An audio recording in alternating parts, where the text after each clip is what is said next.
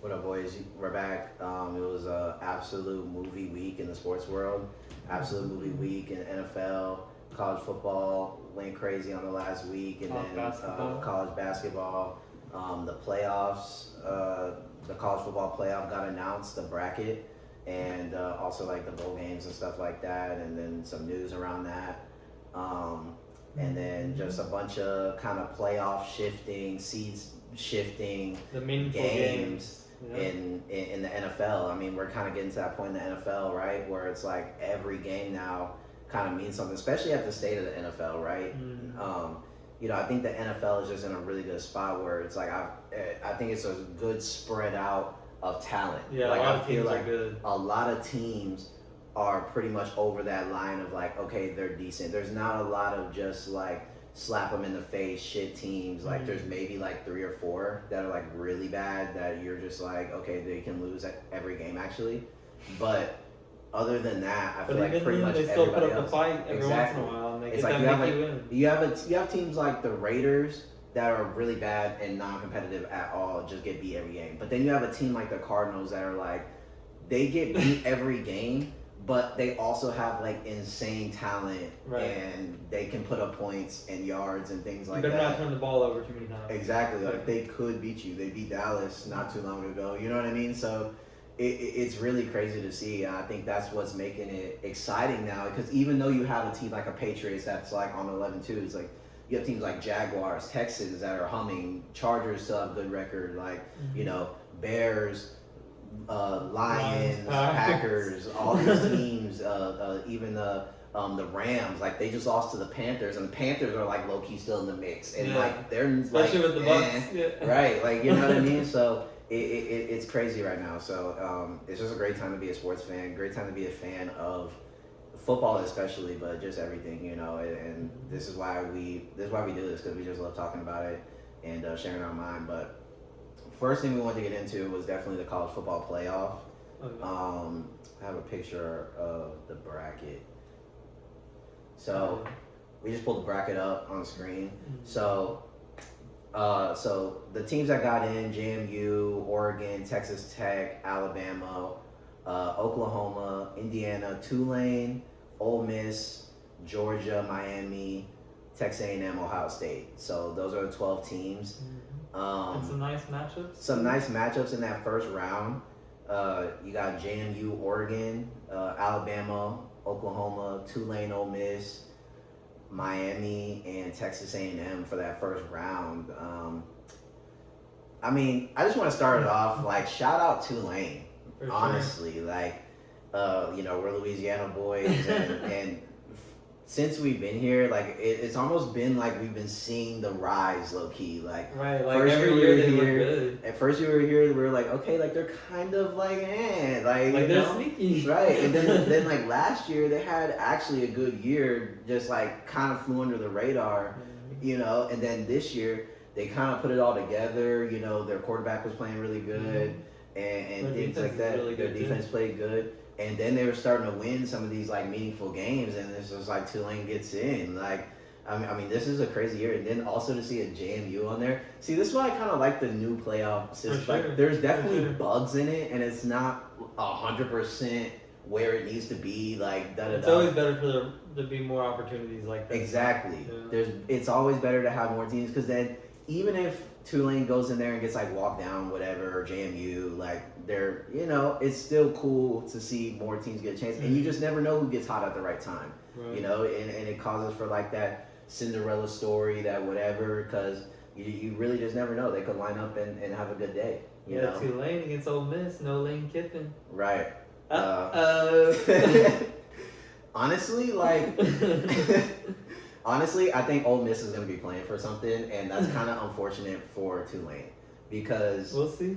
if they maybe got like another matchup, I don't know, but that is crazy. it's like you get Ole Miss, who just lost their coach, so of course they're going to be playing like, oh, we don't need Lane Kiffin. You know what I mean? Right. Like, it's going to be their whole mantra. Like, what are they going to do without Lincoln? What are you going to... So, of course, they're going to, like, go on a heater on the first game, I think, so... And then you got Georgia right after, so it doesn't really matter. Right. Like, you're going to get beat that next round. Whoever comes out of this is getting beat that next round. For sure. 100%. And so, Tulane, it kind of doesn't really matter. Like, you're gonna probably get beat by Ole Miss pretty bad.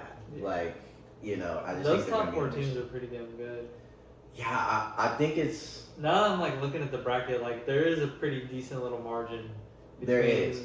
the top 4 and everybody else. and that's kind of the issue, but that's also college football. That's kind of what it is. Like, if those top Yeah. four, like, if It's it was- year by year too. So. right, in the old way, the top four would have still been the same. You know Right. what I mean? Like, it would have been those four. It just starts at the quarterfinals, so it would have been like, you know, Tech versus Indiana, Georgia versus Ohio State, then it goes down. But I mean, again, there's a chance, you know, that some of these teams can make an upset, but I really think the upset comes in that one round, that Alabama Oklahoma situation, because whoever wins that, especially if it's Oklahoma, I think they might have a chance to get Indiana, but it's doubtful still.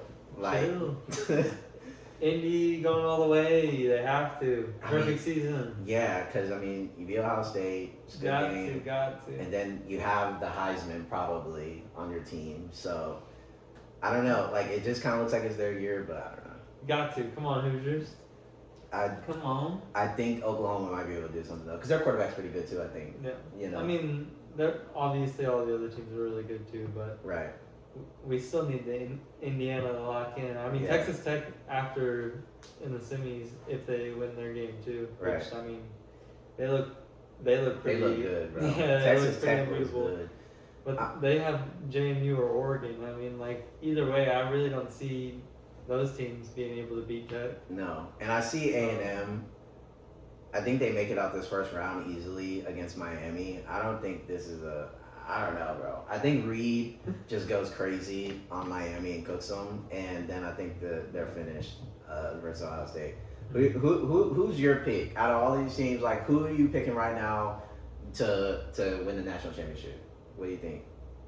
I mean, I have to go Indiana. I have to. Really? I want to see Indiana versus Ohio State again. Okay. And I want to see them beat Ohio State again, just so I can see all the shit talk. I would like that. Because it'd be rematch. hilarious. Yeah. The Twitter interactions after that, like that's gonna be a great day if they do that. You saw his interview after after they beat Ohio State, the quarterback, Indiana's quarterback, Mendoza.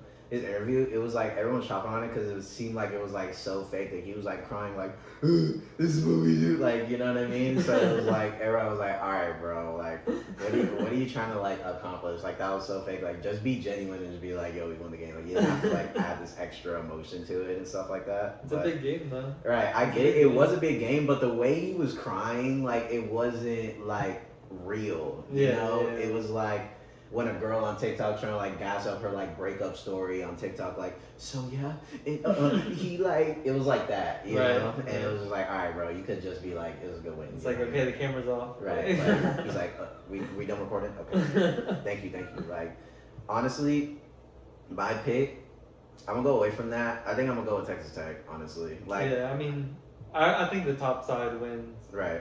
Like, I just think Texas Tech, the way they were rolling, they've been great all year. BYU stood like literally no chance. I mean, I just think they're powered on offense. Their defense plays really, really good.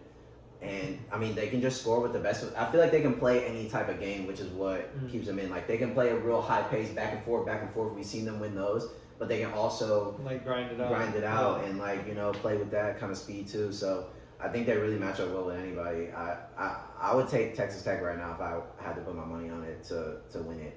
And they're like pretty much the only Texas team on there that I kind of fuck with. So it's either my pick is either Texas Tech just goes through and runs it, or I want a Cinderella story Tulane banger. Like, I want Tulane to just go through. Like, just they beat Ole Miss somehow. I want to see them play like Ole Miss, Georgia, Ohio State, Texas Tech, right? Like, go and the hardest like, route and just roll through it. Yeah, and you're just like, is Tulane still in? Like, I want them to continue to roll. If it's not going to be one of the top 4 or whatever, then it has to. I think Tulane just has to make a run. Like, you just got to figure it out. I don't know.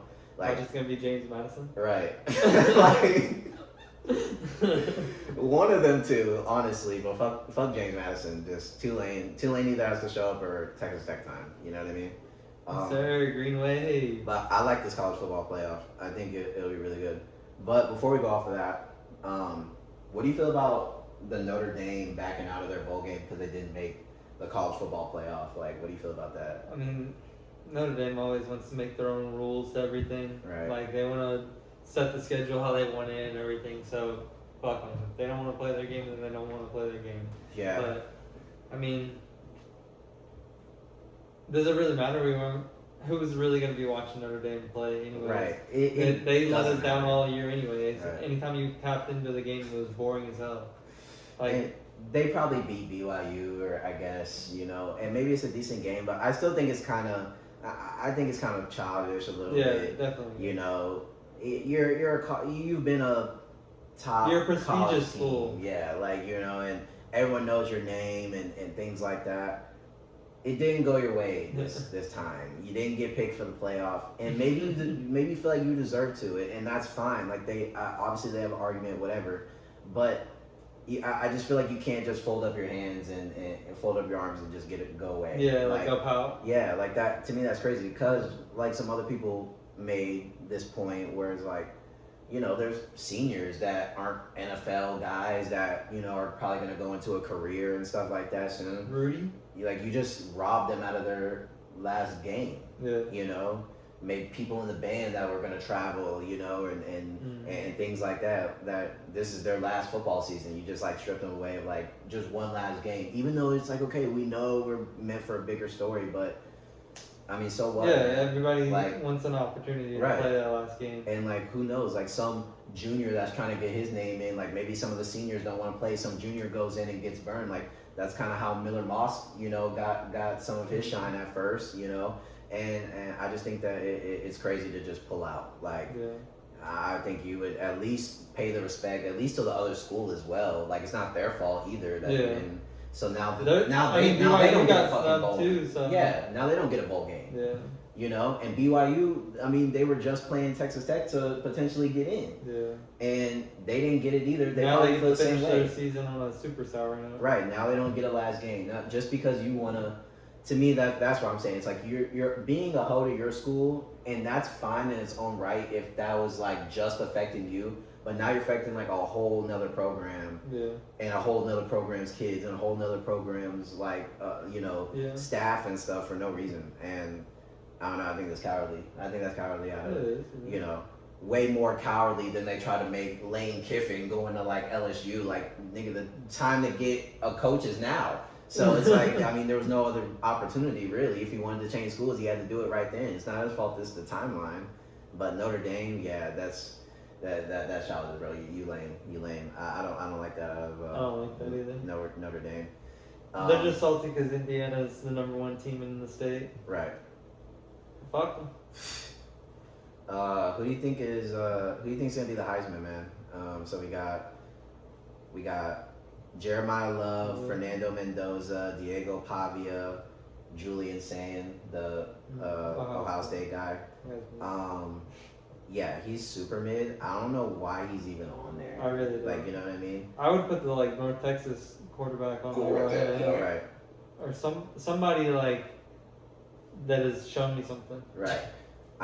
Yeah, Julian Sand. No way, man. He's all right. No way. I mean, I think I would have, like you said, an easier time with like if you put Ole Miss quarterback on there, you know, Chambliss like or something. Or Texas A&M. Right, Reed. Yeah. Like to me, you know, I get this guy's on Ohio State and everything, but I mean he's definitely not getting it. So let's just cross him out already. Jeremiah Love, Fernando Mendoza, Diego Pavia. Love probably definitely not getting it, especially now. Especially at running back. But like especially now because of the Notre Dame shit. Right. Like they're definitely gonna make a point not to now. That probably could. So it's definitely up to Mendoza and Pavia. Right. And I like Mendoza to win it, but Pavia is filthy. I like Pavi. So it depends on how they want to go off. It does, because I think they're different style quarterbacks, which makes it kind of cool too. I mean, obviously Fernando's been insane, and his touch, he throws dots, bro. I can't even like hate. It's not even a hate thing. Like he throws dots. He's good in the pocket. He's good in the pocket. He does what he needs to do. Obviously his stats are insane, and obviously he's coming off a win over Ohio State. Like he's done some great things this season. Undefeated season. Right. And then, I mean, you look at Pavi though, and he's probably just he's an insane runner, bro. Yeah. Like what he's doing with his legs and with the read option and stuff is absolutely mind blowing. Like I mean, he's carrying Vanderbilt Yeah, to glory, like he's like one man showing it. basically. Because like the other players are cool, but none of them are like really like it's really this dude taking it to the next level. He's getting a bunch of rushing touchdowns. Like He's breaking off. we need an 80-yard play right now. Okay, Yeah. run. He's breaking off like 30-yard runs, like at a time. Chomp, chomp, chomp. Yeah. I mean, they beat LSU, they beat Tennessee. I mean, he kind of, hey, I think Pavia is my vote, but I wouldn't. I think it's between. Yeah. I could see Mendoza getting it easily. I feel like he's gonna win it just because of the resume. Right. Like, besides, like their play is both good in its own right. Right. You know what I mean? And you could argue Pavia it looks better and it is better. And the SEC thing. Yeah. You know. But I still think like they're gonna give it to the guy that has the undefeated team. You know Exactly. What I mean? Like it's unfortunately, but also like he deserves that too. Right. He's a quarterback. And Vandy's not in the playoff. Yeah. You know, so and you know, there's a conversation there to be had. I think that they could have been in. Yeah. You know, but again, Fernando and Indiana, they're just like I think they're way up here. Like if Indiana had to play, I mean they're the number one overall. Right. If Indiana had to play Vanderbilt, they would wash them. Yeah. Like easily. You know, and Pavia would probably make plays and shit, keep it close, but the Indiana would just dunk on them like easily. So yeah, I mean, I get it. Sometimes I hate that they have 4 names on there. Yeah. To be honest, because I just feel like it's you get another guy to New York, you give another guy some camera time, but you know they're not gonna win. They're kind of just there, and I guess it's an experience. But it's like last year when it was, you know, Travis Hunter and Genty, like those were the 2 names. But then you have Dylan Gabriel standing there, you know, and then you have like Cam Scatabo like tweeting from the office, like I think I should, and he gets a vote. Like who voted for him? Like you know what I mean? Like it's between these 2, and like votes are getting wasted to other people, like respectfully, but like let's just. I think the Heisman should just like go down to 2 names, like you know, 2 people go to New York. There's 2 people sitting there. And that's how it goes. I know it's been 4 people for the longest, and that's just what it's going to be. And it's probably going to be like that for the end of time, but it's always between 2. And that's what it is. Look, maybe there's a third one every once in a while. Maybe, you know. There's definitely never 4, though. Right. There's definitely never 4. There's maybe a 3-way conversation. Maybe, you know. 3 quarterbacks are like, I guess you could say Jeremiah. He's just not going to get it over the Qs, bro. Yeah. He's just not going to get it over the quarterbacks. So you have to be... Genty didn't get it last year, bro, with no quarterbacks basically on the table, and he lost because he didn't play defense. Like that was basically the argument. Like he didn't get any snaps at outside linebacker. So he was best that's ever played at his position. Right, but he just didn't play 2 positions. So he didn't get as many snaps played as Travis Hunter played every snap. But we digress. Fernando or Diego Pavia, you know what I'm saying? Y'all let us know. Y'all let us know who y'all think is going to be the Heisman. Maybe it is Fernando. Maybe it is Julian saying. Maybe we're overlooking him. But Fernando. Yeah, let's just Fernando and Diego. Let's see who got it. But switching over into the NFL, again, we were talking about, you know, a huge ass week. So many great matchups, so many great games, you know. Let's kick it off. Let's kick it off with the boys. Texans, Chiefs. I mean, what a game, boys. Yeah. What a game. Obviously, I'm a Texans fan, and the Chiefs have pretty much owned us for the past, like, since 2019 when we were up 24-0. Like, the Chiefs have basically ran us that whole time since then until right now. And we stepped up. It wasn't pretty, and we knew it.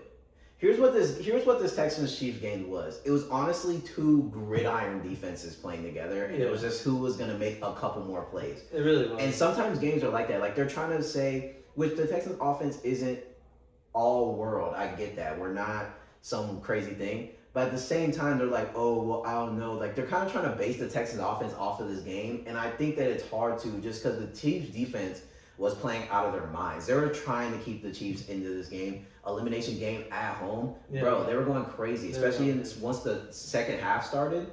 They went on another level. They were going so crazy on Nico in the second half. Exactly. I think he got all his yards literally in the first half. Yeah. I don't think he got a catch in the second half. So either. Like, I don't know what they started doing. And then Chris Jones turns back the clock like 3 years. Like, and he just had like 3 possessions monster. straight, just domination. Like domination. So I don't really get, and I feel like even though the offense looked trash in that third quarter, a lot of it was just the plays were so chalked because of the line, and like yes, that's an issue.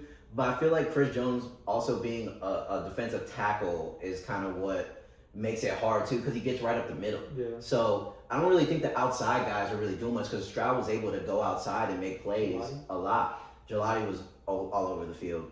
But you know what I'm trying to say. He was able to kind of get outside. It was really that up the middle from Jones. It was just a good defensive game. Yeah. Both teams were just playing really good defense. Y'all offense did move well, though. Right. Like, in that first half, we were firing. And then, like I said, in the second half, I think it was more, we're just kind of getting the ball away. Like, when the play is dead, I think it's over. And I think that's kind of what people aren't understanding about this Texans team right now, is that Stroud's okay with just going the fourth down and punting.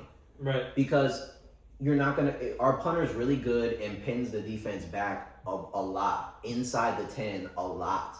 So it's like, we saw it a lot, the other game with the Chiefs. The Chiefs started at the at the 5-yard line numerous times, so he's not going to force a pick. It's not there. We kind of get blown up. I mean, I'm just going to punt, playing our defense. I'm not going to turn it over. So I think that's kind of what it was in the third. You don't want to see it, but it is what it is. And it's smart football, though. It is, because if you have the number 1 rated defense, why would I force something on third and 8 if it's not there? Okay, I'm just gonna throw one kind of out of bounds, and we're just gonna punt it, get the ball back probably, because the defense or score because it's right there and they're about to make a mistake against this amazing defense. And D'Amico's okay with playing that game. Look, we'll punt. And then if you can go down on our, okay, then cool. Let's see what you've got. Right. But usually they can't. You're not going to go 90 on this defense. I would say it's a higher probability that you're probably going to have a pick or punt. So it's like, what are the odds? Like, okay, we're just going to play the field position game. Eventually, just like in this Chiefs game, Chiefs end up making a mistake because they get antsy, want to go for it on fourth down, box. Now we get the ball past midfield for free. We just got a free 3 points at least, and now you can get a touchdown. So that's kind of what people aren't understanding. Like, this Texans team isn't really playing off offense. Now go play. It's like, no, we play defense, and then the offense just needs to get some points. And I think they're just there to beat you. It doesn't matter how it's done. Right, and they're still dangerous enough that they're still cooking. I just think that this was like a rare defensive game in the modern era. Do you think the Chiefs dynasty is over? I mean, I felt like it's been over for the last few weeks. Right. He hasn't been playing good this season in general. Neither is. I mean, Kelsey's played all right. And Mahomes has played all right. But that's the thing. You can tell that it's not what it was. Because they banked their whole team off of Mahomes being exceptional and Kelsey being exceptional. People like to kind of look at the Tyreek Hill thing, but I think that this kind of thing generated, like, Patrick Mahomes, his ascension was really, to me, based on his connection with Trav. Like, when him and Kelsey was on, and he could rely on Kelsey on third down and stuff, like, how many big games was it when they needed a big 3rd and 2 or 3rd and 3? Here comes Kelsey doing some type of route in the middle of the field. That was like all of his yards. Exactly. Yeah. So now that you don't really have that, and now that Mahomes, the mobility's not there as much, his deep ball isn't as clean as it was, a few years ago. It's like, okay, now, and then you don't have a run game. Right.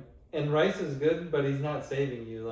He's just getting the ball and not getting much after that. Exactly. And then their other guys aren't, to me, these aren't number 2 receivers to me, though. You have Rice, who is probably a good one. And then after that, I think it's just a bunch of gadget guys. They have speed, but Hollywood Brown at this point isn't a 2 anymore. He could probably be a good 3, good slot guy, but he's not an actual 2 at this point in his career. Juju, good locker room guy, maybe good wide receiver 4, coming on some packages, but again, not a 2. Worthy hasn't really been what they wanted him to be in these past couple of years. He had that one game in the Super Bowl, garbage time, when he kind of exploded. But other than that, I mean, he has 400 yards or something like that this season. Rice was suspended half the year and already has more yards than him. Like, that's bad, bro. Yeah, like, you're not doing enough. I think Kelsey has more yards than him. We're calling Kelsey washed. So what does that mean about you? That's what I'm trying to. It's like they just don't have enough talent. And if Mahomes has to be the leading rusher, and he has to be the greatest passer, and he has to evade because the line sucks, so he has to make all these plays, you're not gonna win. It's just too much. It's too much on Mahomes. Like, they shouldn't have given up Joe Tooney. Oh God, but they had to. They gave too much money to Mahomes. He cost $500 million. Yep. They couldn't pay. They couldn't pay Tooney. They couldn't do it. They had to trade him, and they're probably gonna have to trade Chris Jones. Yeah. Because he costs too much money now too, and you have so much other problems to fix. You don't have a running back. You're gonna need a new tight end probably if Kelsey retire. You're gonna need new linemen. Like, you don't have new corners to replace the ones that you Yes. just got rid of, and the new safeties Right. to get Because the safeties are bad. the linebackers to replace the linebackers you just got rid of. Because the safeties are bad, the corners are bad, the line's bad, no back, like, tight end's about to retire. Like, what are you about to do? You need another receiver. You need 6 other things right now, and you're gonna pay Chris Jones $200 million? Like, I mean, it's over, bro. You know what I'm saying? Get rid of dude. So they got a lot of work to do. I don't think the dynasty's over. I just think that it's over like this way. Like, it's over with the Kelsey, Mahomes, Chris Jones kind of vibe, and Mahomes does everything for us, and he's the guy. Like, I think we're kind of going to see a transition, and it might take, I can see them even next year being in the playoffs, but I can see it's going to look different. They're going to have to lean on more run game. They're going to have to, do things differently than just Mahomes wear a cape and do everything. Not against some of these teams. He's not going to have enough, right. So we'll see what the Chiefs do, but I don't think it's over necessarily. Like, I can see in 2 years the Chiefs being back in the Super Bowl again because they draft the right players and now they're hot again. But that won't happen though. I think them walking straight to the Super Bowl untouched is over. Yeah, for sure. I think other teams are getting good. Other teams are going to be a menace. Like, they're not just going to have just this free reign. Well, they got to make it to the playoffs first. Right. So that's what I'm saying. Like, they could kind of be this team for a little while where they were always, we're 14-2, run the table. It's like, they might be like a 10-7, we getting in, like, now they on par with everybody else, So, I mean, we'll see what happens with the Chiefs, but I don't know. What about how far do you think from a non-Texans fan, because I know Texans fans are kind of real bullish right now, and everyone's blowing up oh, how far can we go? But from outside, how deep, if the Texans continue to stay in the playoffs, how deep do you think they can go? Knowing that division or not, they're probably gonna have to go on the road. They get one home game at first, but then after that, it's pretty much road trip rest of the way. What do you think? I mean, we know that they'll win the first wild card game because they do that every time. I don't know. It will depend, I feel on if Joe Mixon ends up coming back for the playoffs, or if Tank Dell comes back for the playoffs. Right. And if either one of those things happen, I feel like they could win the second game too. Right. Because those are kind of an extra X factor that you kind of need on offense in the playoffs. Especially Mixon. Yeah, but I also think Tank Dell too. Right. He would be X factor in the pass game for y'all if he could play in the playoffs. For sure. He has that connection with Stroud. And teams aren't going to be ready to defend against it either. No. Because they haven't had tape on it all year. They'll have tape from the past, but still. Right. It's not going to be on the front of their mind. And it's a new offense too, so you don't even know how they're really going to use Tank Dell. In this new KD system, he could be doing some completely different shit. And same thing with Mixon too. I mean, right. Mixon has always been dependably amazing every time that he plays on the field. Exactly. He's never bad whenever he's on the field. He's pretty much a guaranteed 18 carries and 100 yards. Yeah. Especially with the pass work. Teams. Especially with the pass work. Exactly. So, yeah, I feel that. I think I'm kind of the same way, but in a different way, where I think that the past couple years, the Texans have won that wild card game and they've gone to the divisional, which people forget. But they have playoff experience and they've gone to the divisional on past teams that weren't as good. Right. Where I think that the defense last year and the defense this year is two completely different animals. Like this is a defense that we're going to be talking about, forever. Yeah. And I think that defense going from they were great last year to like insane marquee defense this year will get them an extra game. I think that alone. For sure. So I think that whoever they play in wild card, probably whoever Steelers if they sneak in or something like that, you can get them. And then I think the defense just being that crazy. We've seen them. Yeah, it's gonna be like 27-10. Right. We've seen them play some of these teams that are could be our second divisional game. You've seen them play Denver. You've seen them play Josh Allen. You've seen them play Trevor Lawrence. You've seen them play some of these guys, especially on the defensive side. Yeah. So it's not going to be a shock. I think that they can go in and win just based off the defense in the second round. Now, when you start getting in the AFC Championship, you start getting the Super Bowl, I think you're going to need a little bit more from the offense, a little bit more, big plays to keep you in the game, especially once you get that far. The defense is still so crazy that it's like, you don't know. It really just depends on how that offense is going to match up with that against y'all's defense. That's always the X factor every game for the Texans here on out. Like, not these next couple games, but every game against like a real good opponent is like defense will shut down pretty much anybody they play. You never have to worry about them. It's how well does the Texans offense right now match up against this current defense, and do you envision them getting at least like 20 points? Right. If you can envision the Texans getting 20 points against that defense, they're probably going to win the game. Because the other team's not going to get 20. Yeah. The other team's going to stall out at like 10, 15, 17 points. So if you think that the Texans can get 3 scores, it's over. Yeah. And I think that they can get 3 scores on pretty much anybody that I think is in the playoff right now. Except for maybe New England, just because we haven't played them this season. I don't really know about them. Okay. And they're crazy on defense. They have good D-line, good corners. Yeah. So it could be a bad day. Other than that, the rest of them, I don't know. So we'll see. Depends on what version of the Jags defense shows up. Right, and it depends on how good the Texans are against like a Drake May. Yeah. We haven't played him yet in this season. Like if the Texans if he just doesn't know what's going on because he hasn't played this caliber of defense this season and he's just out there throwing diapers everywhere, like. What if he goes out there and has a stinker? What if he goes out there and just has like 4 picks and he sucks? Like, we don't know. But that's what I'm saying. Like, we don't know. Yeah. I don't know. We'll see. I'm not saying the Texans are like Super Bowl lock right now, but I think that with how the team looks, how the team stepped up on defense this season to this next caliber, elite caliber, legendary caliber, gets them at least 1 extra win in the playoffs. At least. So. Yeah, I like y'all losing in the Super Bowl. To the Bears. Wait, speaking of the Bears, let's get into that one. Packers-Bears, late afternoon game. It was a great game, honestly. Yeah, another great game, and it was higher scoring than Texans-Chiefs, but super competitive. Kind of the same vibe, right? Like a lot on the line, in-division game for the first place. This was a big deal. Obviously, the Packers-Bears rivalry, it's huge, right? Like, it's just such a big deal. So, I'll kind of let you take the floor on it for the first, but what do you kind of think about this game? What do you see? This like how do you feel after this loss? I mean, it was a good game overall.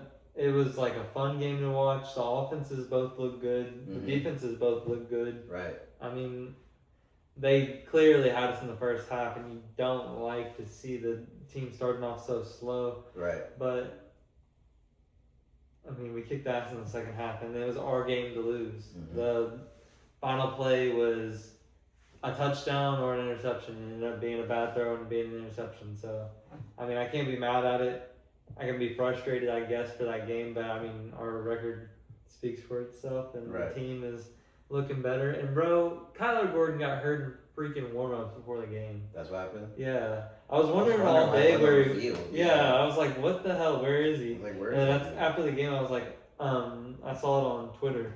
I was so pissed, bro. I was wondering where he was at, because that would have helped. That Mickey shit over the top is not working with the full secondary, bro. Oh my god, that shit is so annoying. I just hate that the Packers always get shit over the top. It's on us, but I mean, that shit it just doesn't seem like it should work. It really doesn't. And that moon ball is crazy. I'm not gonna lie, bro. I don't know who's throwing it like that anymore. Like I don't even think Russ had it like that. You know, I know at one point Russ was like crazy with the, but I think the way Jordan Love is throwing that deep ball down there, because every time he throws it, you're just like, he's launching it down there again. Like this has like to there's no way. This has to be some bullshit this time. Like it has to be a diaper, and it's just not. Like somehow it just lands perfectly in the hands, and I think the receivers are so good at getting separation. I know, that's the thing. They're so good at it, and they feast off a man. It's like they can just like their mouth just waters. It's like they have a sonar beam that just knows like they're in man now. Let's just all run as fast as we can down the field. It's just like I don't know what play call that is. It's one of the craziest things. They run the receivers down the field, see who can win, and then they run the tight end. It's just 4 verts, bro. It's 4 verts every single play. Who can win? I mean, I don't know. It's crazy, but and if not, Josh Jacobs will go down the middle for 8 yards, or they'll dump it to Josh Jacobs in the flat, and he'll pick up another 10 or 11. It's just Look, man, they have a good team. But I mean, for me, outside looking in, like I mean, I would be kind of encouraged about this as a Bears fan. I mean, for sure. I mean, they're not beating us in Chicago. No, I think they lose to y'all in Chicago, and I also think that this is just gonna how it's be for years to come. Yeah. Like it might split for a while. You know, I don't think one side dominates the other moving forward for the next however many years, as it's as long as it's Love, Caleb, LaFleur, Ben Johnson. Like I just think LaFleur's a good coach. He's polished. He knows what he's doing. But I think the years of like the Packers going in there and just absolutely steamrolling y'all, and it's like 30-10 or some bullshit is over. Like all games are going to be like this. All games are going to come down to the end, and I think the competitiveness of it has risen to another level. Because before it was competitive because it was like, fuck you Packers, y'all just piss on us all day. But now I think it's actually going to be like, we, what I'm saying? Because, I mean, Caleb in the second half was insane, bro.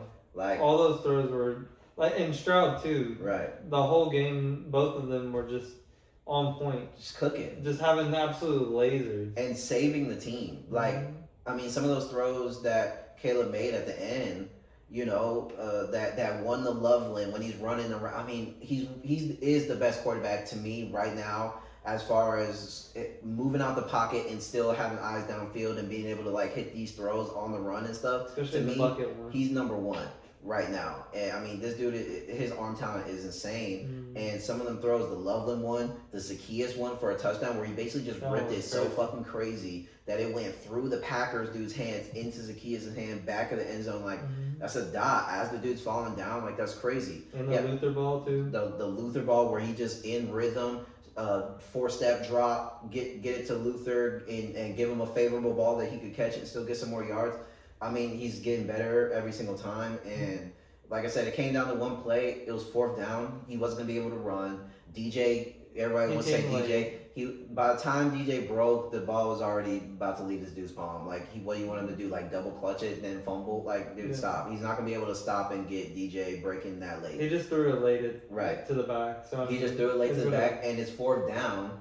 You had to put it so where maybe there could be a kid. That's all it was. And the first read was our left tackle, and he fell on the play. Like he got chop block, and he was the main receiver on the play. So. Exactly. And then you had Swift out there, but there's 2 people on him. Caleb can't run because them 2 people would just come down and clock him. And the safety that picked it was on DJ Moore at first, and then he dropped back. Then faded back. So look, man, the Packers good defense. Packers just boxed it. Like, it was good defense, but the game was in our hands, and it wasn't like their offense. A debacle. Their offense was dictated based off of how good our defense played and how many plays our defense made.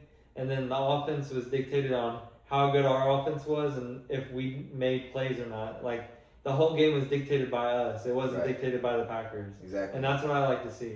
I like to see us in command even if we're behind. We're the ones with the time management. We're the ones with the control of the game. Like, the fate of the game is in our hands, not in Jordan Love's hands. You know what I mean? And they were having a rough time, man. Like, you could tell, like, in that 4th quarter, that Packers defense was gassed, bro. Because you have to guard... Parsons, 0 sacks. You have to guard the whole field, and you have to...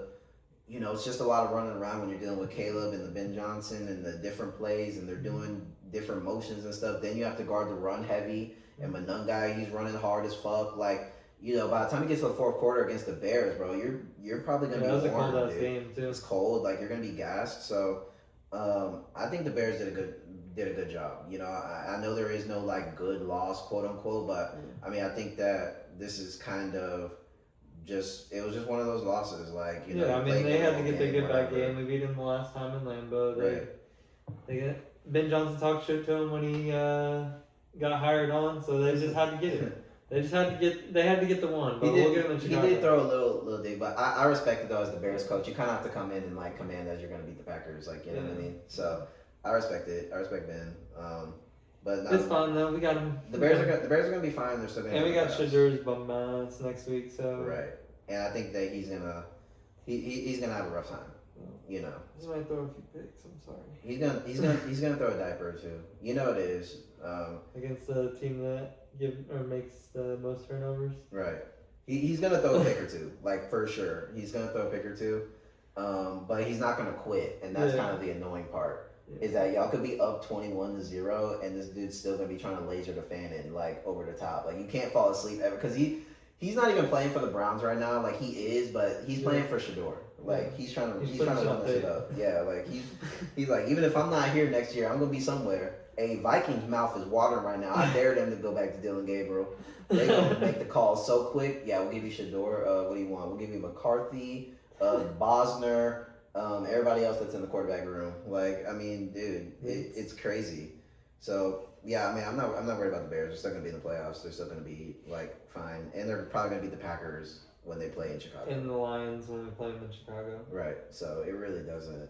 I mean, we could lose against the Niners. It's in San Francisco. That's probably a loss, but I don't see us losing to the Browns next week, and those are the only other games. So. And the Lions have been up and down, you know. So. And it's in Chicago. Ben Johnson's not gonna lose there. It's the same situation that we're in with the Packers game. Right.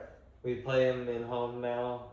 And I think it's a different story too. Playing them in week 2, like y'all weren't all the way there yet. It takes a while to gel with the new system and stuff like that. There was a lot of new moving parts. So I really put that like on just that. Like I feel like if y'all played them last week, it's just a different story between both. I mean, we didn't have Rome last week either. Not to make excuses or whatever. But I mean, it's a big deal. I mean, wide receiver 1. Right. Number 1 option for Caleb. Right, and he's gone. You know, so look, man, it'll be all right. Hey, we're there. Y'all are there, you know, and again, y'all are in the conversation with the good teams. I mean, y'all have a good record. You're in the playoffs. Like, just gotta keep going, you know. And you're still gonna be a force to be reckoned with, making it into the playoffs. Just, you know, I think it would be really good for y'all if y'all can somehow muster up the wins again, and then get back into the 1 seed, or at least get back into like winning the division. You know, that'd be dope. So you gotta get the 1 seed. The 1 seed would be the easiest. But it might be Rams just now to sit on the throne, unfortunately. Yeah. But it's alright. Horns up, bear down. Horns up, bear down. We're on the map, and And we'll be in the bowl, and y'all be watching us on the last Sunday. Look, I'm just gonna say, things in Mirror are bigger than they appear. So we're on the way. Let's talk about Shador versus Cam. You know, I know I kind of have the Cowboys before them, but that's a good ass game. We're kind of talking about Shador already, but that Browns versus Titans game was honestly cinema. Like that was like the best shitty team versus shitty team, just because like the two quarterbacks were just absolutely balling, dog.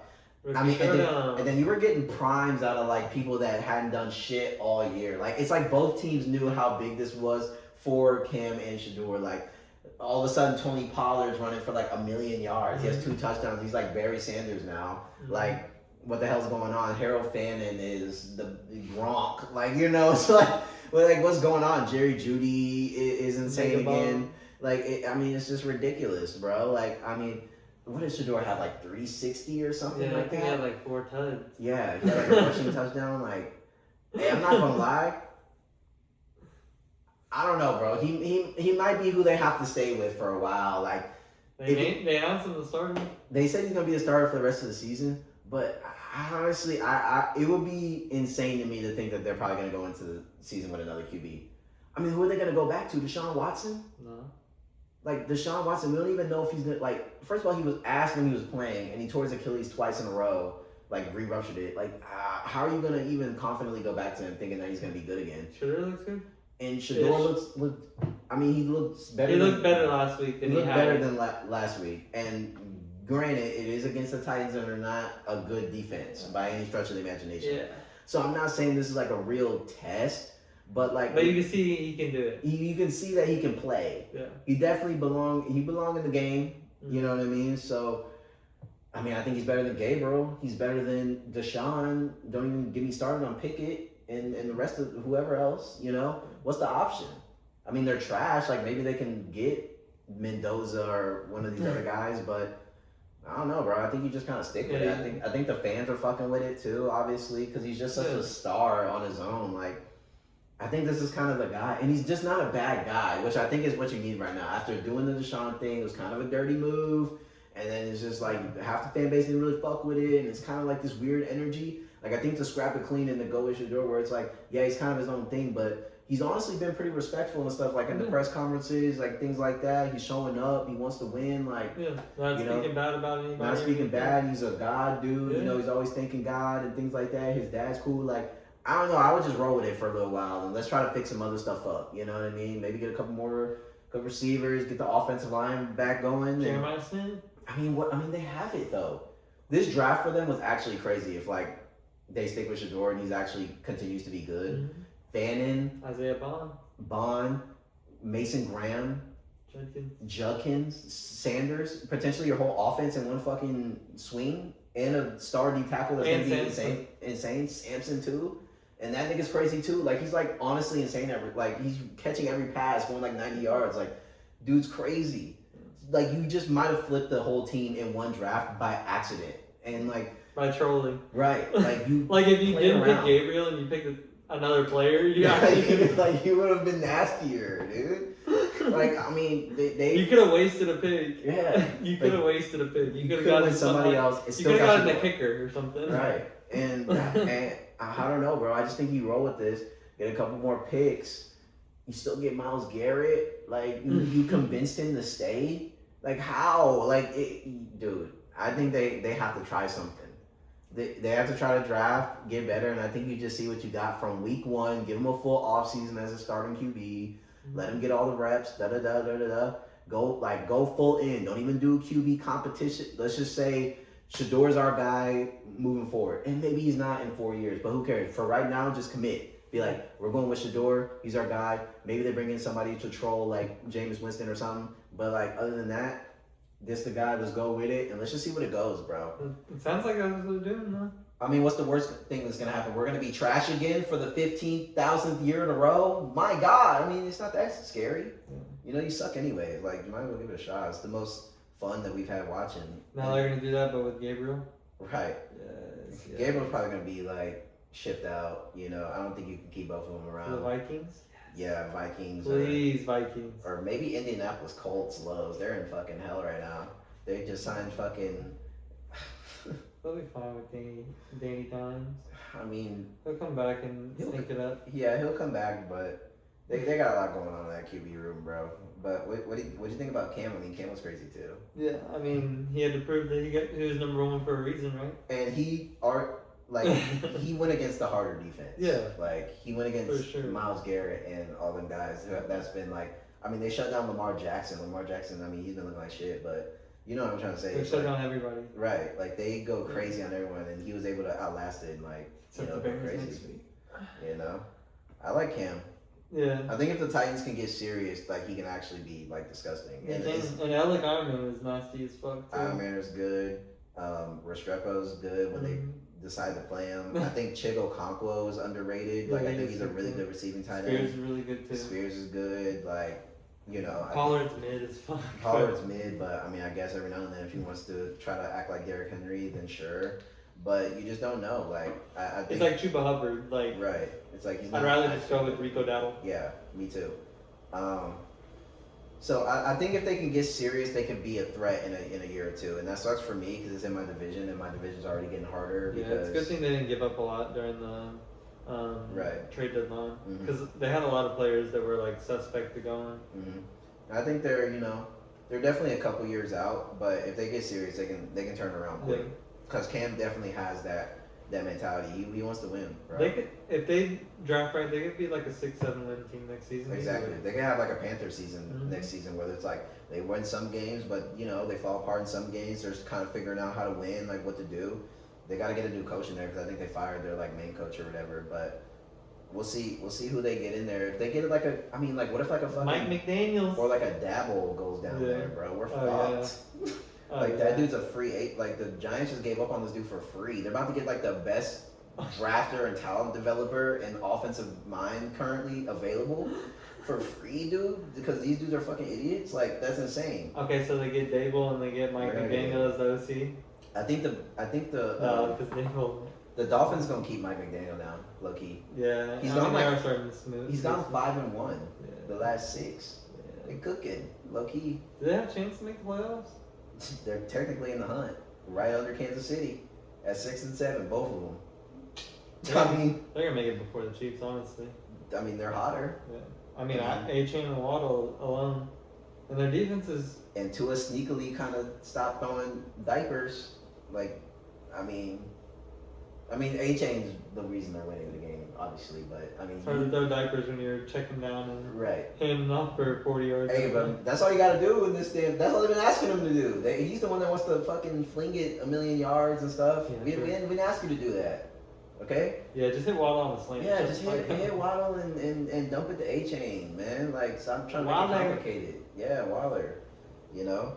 I mean, I think right now, if I had to put my money, like, who out of the, like, probably isn't going to make it but could make it teams, I'm putting my money on Miami over the Chiefs. The Chiefs just look fucked. Yeah. They just look old, slow. Like, nothing about them look defeated. Good. I mean, why are you going for it on that fucking 4th down? 4th down with 10 minutes left? What, on the 30? That's ridiculous. When the Texans offense looked like ass. Right. Like we weren't moving.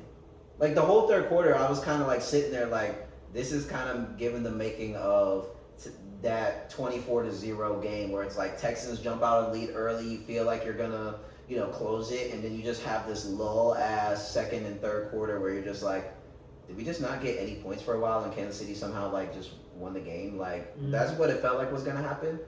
So I don't get why you would even like with 10 minutes left. Like it wasn't over, dog. If they would have pointed it again, like I doubt the Texans would have gotten that far. I mean, we were fucked. We weren't getting anywhere.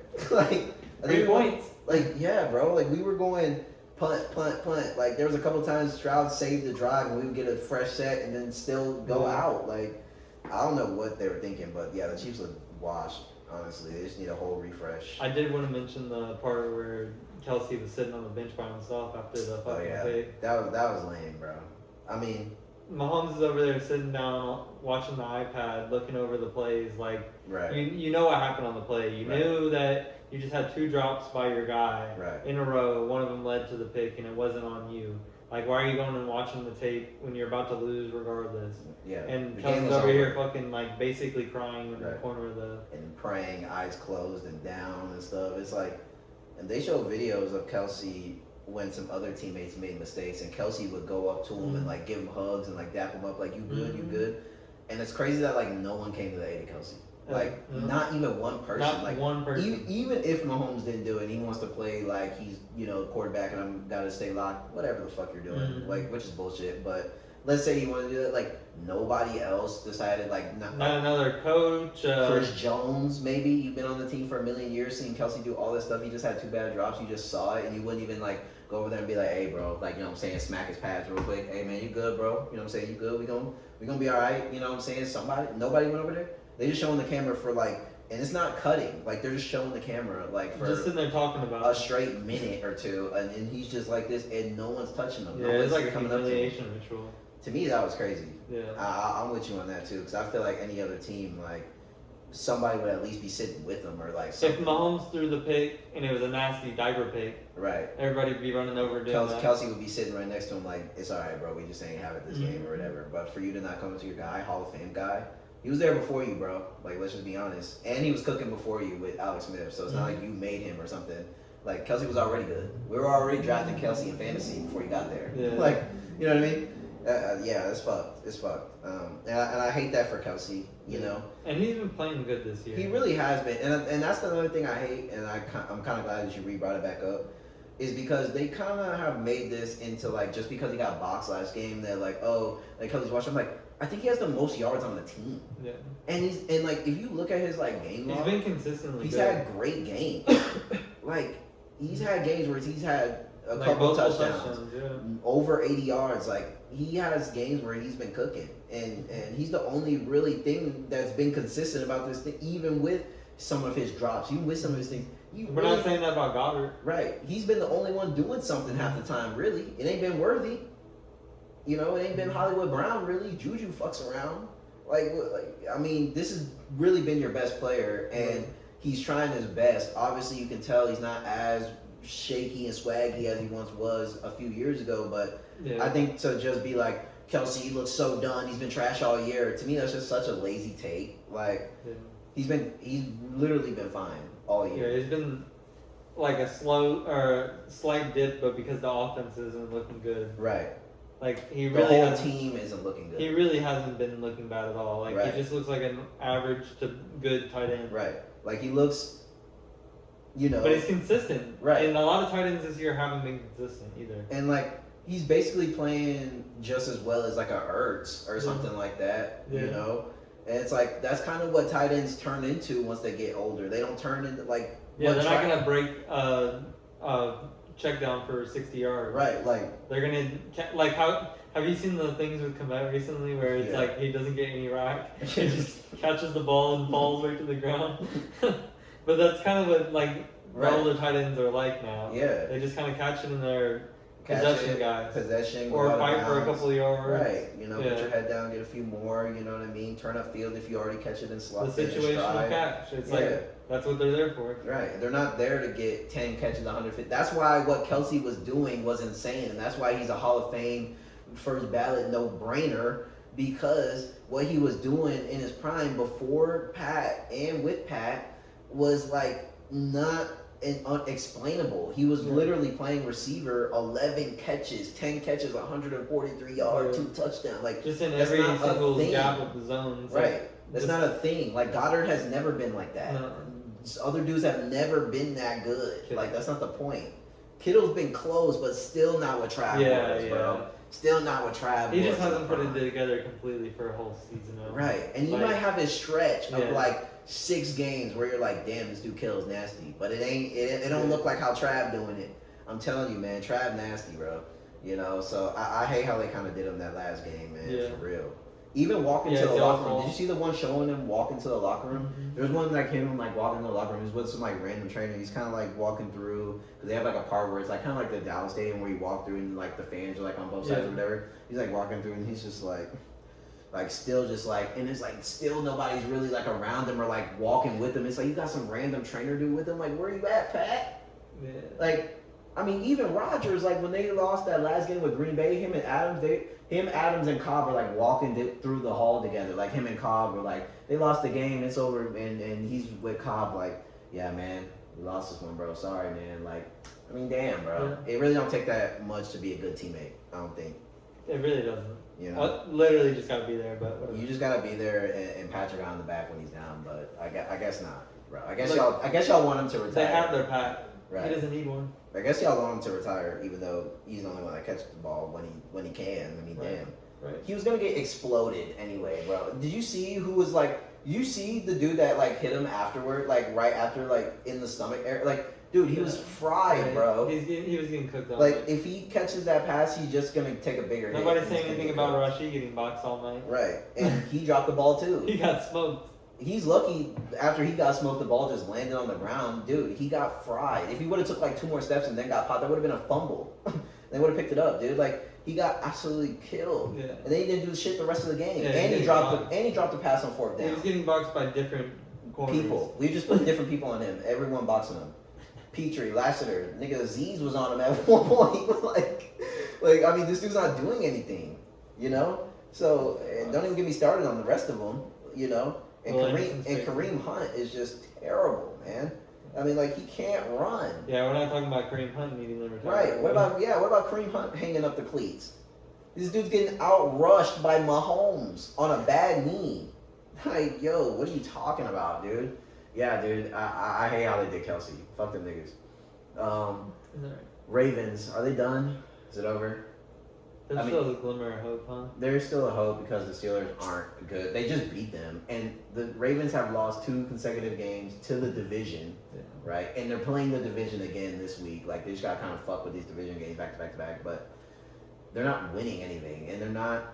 They kind of got screwed last game, I'm not going to lie, with the Likely touchdown. Like, that was clearly a touchdown, guys. Like, Likely, like, caught it 1, 2, 3, 4, 5. Then the dude hits... I mean, it's a touchdown by now. You know what I mean? If he would have just... I mean, when they just crossed the plane, right? Like, you just got to cross the plane, but in the end zone, you have to take 50 million steps and do a dance for it to touch. Like, what are you talking about? Like, you know what I mean? So they should have probably won. They got home, but they got home, but they still were down that game, and they let Rodgers get a rushing touchdown. So put themselves in the best position. No, they were losing the whole game. Yeah. So and Lamar threw a pick early. I mean, like, it's the same thing they were dealing with. So it's like, are they done or what? Like, are they gonna get serious this football season, or are they just gonna keep selling? I hope they get serious, man. I hope they do. I don't know anymore. I mean, it really doesn't make sense. And this is like, again, this is like a different AFC right now. We're looking at a playoffs that potentially doesn't have Mahomes, who's been the one that like kicks your ass every single time when you get in there. And it's like, now you want to sell? Like, bro, if they would have been last year's team where they were firing on all cylinders, they'd probably run this fucking table, bro. They probably run everybody in the playoffs. But now we want to play around when you're potentially gonna have no Mahomes, no Burrow. And Josh Allen looked Mickey. Like, you almost beat them in week 1. It was over a couple of plays. Henry fumbled and gave the game away. Mm-hmm. It's like, you almost beat them. And now you don't want to come? Now you don't want to show up? They don't have to play the Texans. I mean, they beat us every time, basically. Lamar does, yeah. Exactly. So it's like, I mean, who stops them if they were firing? But it's like, y'all playing, bro. Like, what's up with Lamar, bro? Oh, no, he's apparently hurt. Oh, my God, bro. I don't like the receivers either. Like, I mean, Zay Flowers is cooking, man. He's actually having a great year, honestly. Like, I think he's almost out of band. Like, he's having like a sneaky good year. But I mean, like, outside of that, it's horrible. Bateman has been really let down. I don't understand it. I mean, he's had some decent seasons. Like, last year, he was way better than this. But I mean, Bateman is a ghost. I didn't understand how he would regress like this. It like doesn't make sense. It's got to be the offensive coordinator. Right. What are we talking about? I don't know. And like, he used to like, at least he wasn't getting like yards and stuff before, but at least he was like getting in the end zone a lot. Like, last year he was scoring a bunch of touchdowns. Like, it was Bateman.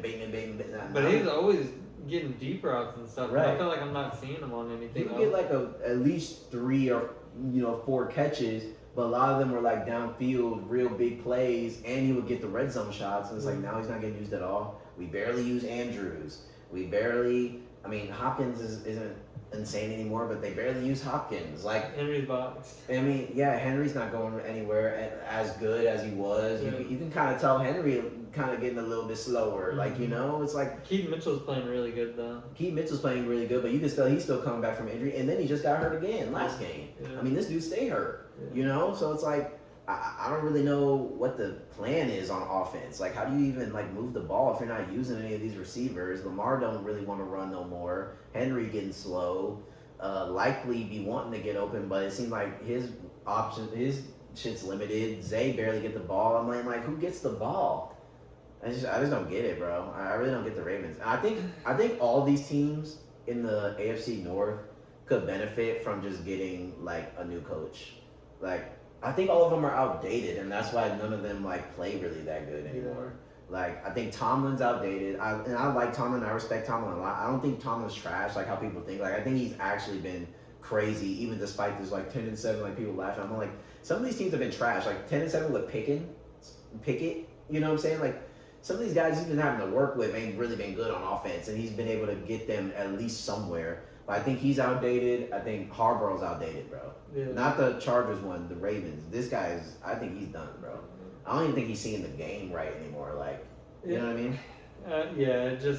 I don't know. The Ravens are befuddling me this year. Like, it doesn't make sense. Like, nothing look good against us. Right. With Huntley. That was like the only game that I think that they've looked decent. Outside That's what I'm saying. Like, they had one good game, and the rest of them have all been like, what are they doing? Right. Like, the Bills game was encouraging, that week 1 banger where you're like, okay, like the Ravens are coming crazy this year. Mm-hmm. Since then, it's been ass. And then they had like like the Bears game, like that apparently they lock in, and then every other game just seems like it's been trash. Even their wins are like yuck. Yeah. You know what I mean? It's They've had like on? 6 lock-in games where like the season could be out of reach if they Right. lose this game, and of course they win the one against us. I mean, Yeah. those fucking bitches, bro. Yeah. What the fuck? Yeah, the Ravens. You couldn't beat the Steelers? No, or the Bengals. I mean, I get the Bengals. They didn't even have Jamar Chase that game, did they? I don't think they had T. Or They didn't have T. They Yeah. didn't T. But I mean, I don't Still, know. bro. Like, come on. And they're beating themselves, bro. Lamar fumbling, and then he throw a pick, and then he get back, then he throw another fumble, and it's like the defense playing okay Yeah, they're actually, playing but pretty good. like Jesus Christ, like this offense is just so trash. Like I just don't even think they listen to Harbaugh anymore. Like I just think that's what I'm saying. Like I just think his command is just lost. Like they just kind of need to get a new person in there, you know, to have like a new idea. I just think his ideas just don't work no more. I think he's out of them. Fine, time to get Dable. Yeah, 'cause, I mean, literally, it looks like he's out of ideas sometimes on there. Like, I think he's tried it's been 20 years since he's been coaching. I think he's tried everything in his book, bro. This is it. Like, I think he's lost the game every way that you possibly can. Right. Like, I don't think there's any other scenario. You got a Super Bowl, like, you know, you've had some good seasons, but I think it's time to pack it up for him. I just need Lamar to get one. Yeah, I really want Lamar, and I think there's still time, but he's not going to be this mobile and this freaky forever. You know what I mean? Like, you got to take advantage of this like thing, and they just haven't, bro. Mm-hmm. They refuse to get him a number one receiver. They refuse to like put any actual stuff around him and give him like a real offense that can run. And then they just sell every time. Like they should have went further last year, but here comes Mark Andrews not knowing how to catch all of a sudden. Here comes then the year before that Zay Flowers. You know, we're supposed to win this game. Here he comes diving into the end zone, fumble. Like, I mean, it's just always something with these guys, man. I mean, damn, it seems like every time it can go perfect, like, don't trust it just yet. Like, don't get too high, don't get too low. It's like the Bears. Remember that one game against the Chiefs last year? It was like, I think it was like the first game of the season. Like, they almost won that game and likely big-ass foot out of bounds. It's like, really, man? It's like we almost beat them They won that game. Foot out of bounds. They won that game. I'm just saying, bro. It's like it's always something with these guys, man. Like if he wore a half a size smaller on his shoes. Or if he wore like a white cleat, like it probably would have blended in enough where they probably would have been like, oh, we can't really tell, touchdown. Like, and then this game, likely catches the ball, 10 steps, the ball fly out of the hand. Now they're calling it. I mean, like, damn, bro, can we catch a break? Like, I just feel like they don't get no breaks, bro. It never goes right for the Ravens when it's supposed to. Like when you need that like one thing, it's like fuck. Yeah. So frustrating with this damn team. I don't know. They're definitely done this season. I think it's fuck. I think it's over. I don't even know if they want to go to the playoffs. Like I think they get embarrassed by. Do you know who they play next week? Who? The Ravens. They play the Bengals again. I think. I mean, they're starting to click. I think it's over. And I think this time it's in Cincinnati too. They lost to one in Baltimore.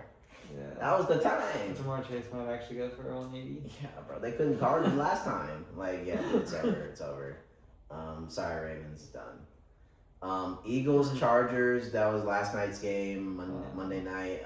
That game was an absolute debacle, bro. Honestly. I mean, is there even anything to talk about? Not really, bro. Like, I mean, dude, both teams. When you were watching this Eagles Chargers game, it was like, does any team actually want to win? It was like they would make enough plays and like get to red zone, and then they'd be like, nah, never mind, y'all can have it.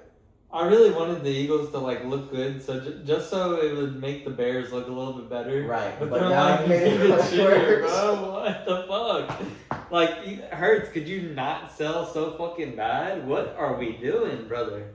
What are we doing? Why did he throw that last throw? That last throw was so bad, bro. I don't know what he was thinking. I don't know what he was thinking. They were rolling, and it's just like double coverage behind the guy. Like, what is that? I feel like if the Eagles make the playoffs and the Ravens miss the playoffs, I think they should just replace them in the NFC for the year. Right. I don't want to watch Jalen Hurts in the playoffs this year. I really don't. They just not clicking. I don't want to see it. They just not clicking. Mm-mm. They're not clicking just like the Chiefs aren't clicking.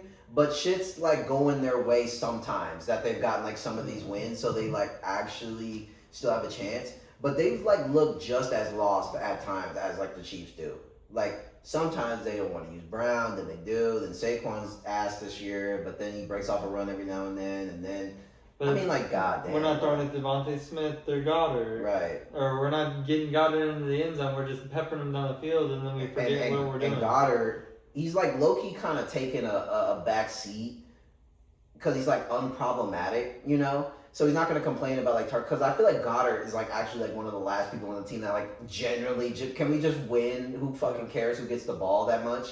But then like everybody else is like throwing a fit, like, you know, Brown, if you don't get 10 targets, which fair, you know what I'm saying, he's insane, I get it. Like, they were not using him right at first, and I feel like now they're using him better, but if he doesn't get the right looks, he's upset, you know? Then if Saquon, you know, whatever, he mad, then Devonta Smith wants at least 6 targets, and it's like, damn, like, I almost feel bad for Hurts in a way, like, Hurts playing like shit too, but I feel like there's so much in his goddamn head right now. It's like he got like, you know what I'm saying, it's like 3 niggas just in his ear all day, like, all right, Brown, I'm trying to get you the ball, man. I threw you a couple passes. Can I get Smith in? No, I need more. Oh, damn, bro. And then Smith over here, you know, he's so respectful. Hurts, I think I'm open. He's like, I know, bro. Like, I'm going to get to you. But, and then Saquon's like, yo, let me get a couple more carries so I can get going. It's like, nigga, all y'all's ass, man. I don't know, bro. None of y'all cooking, man.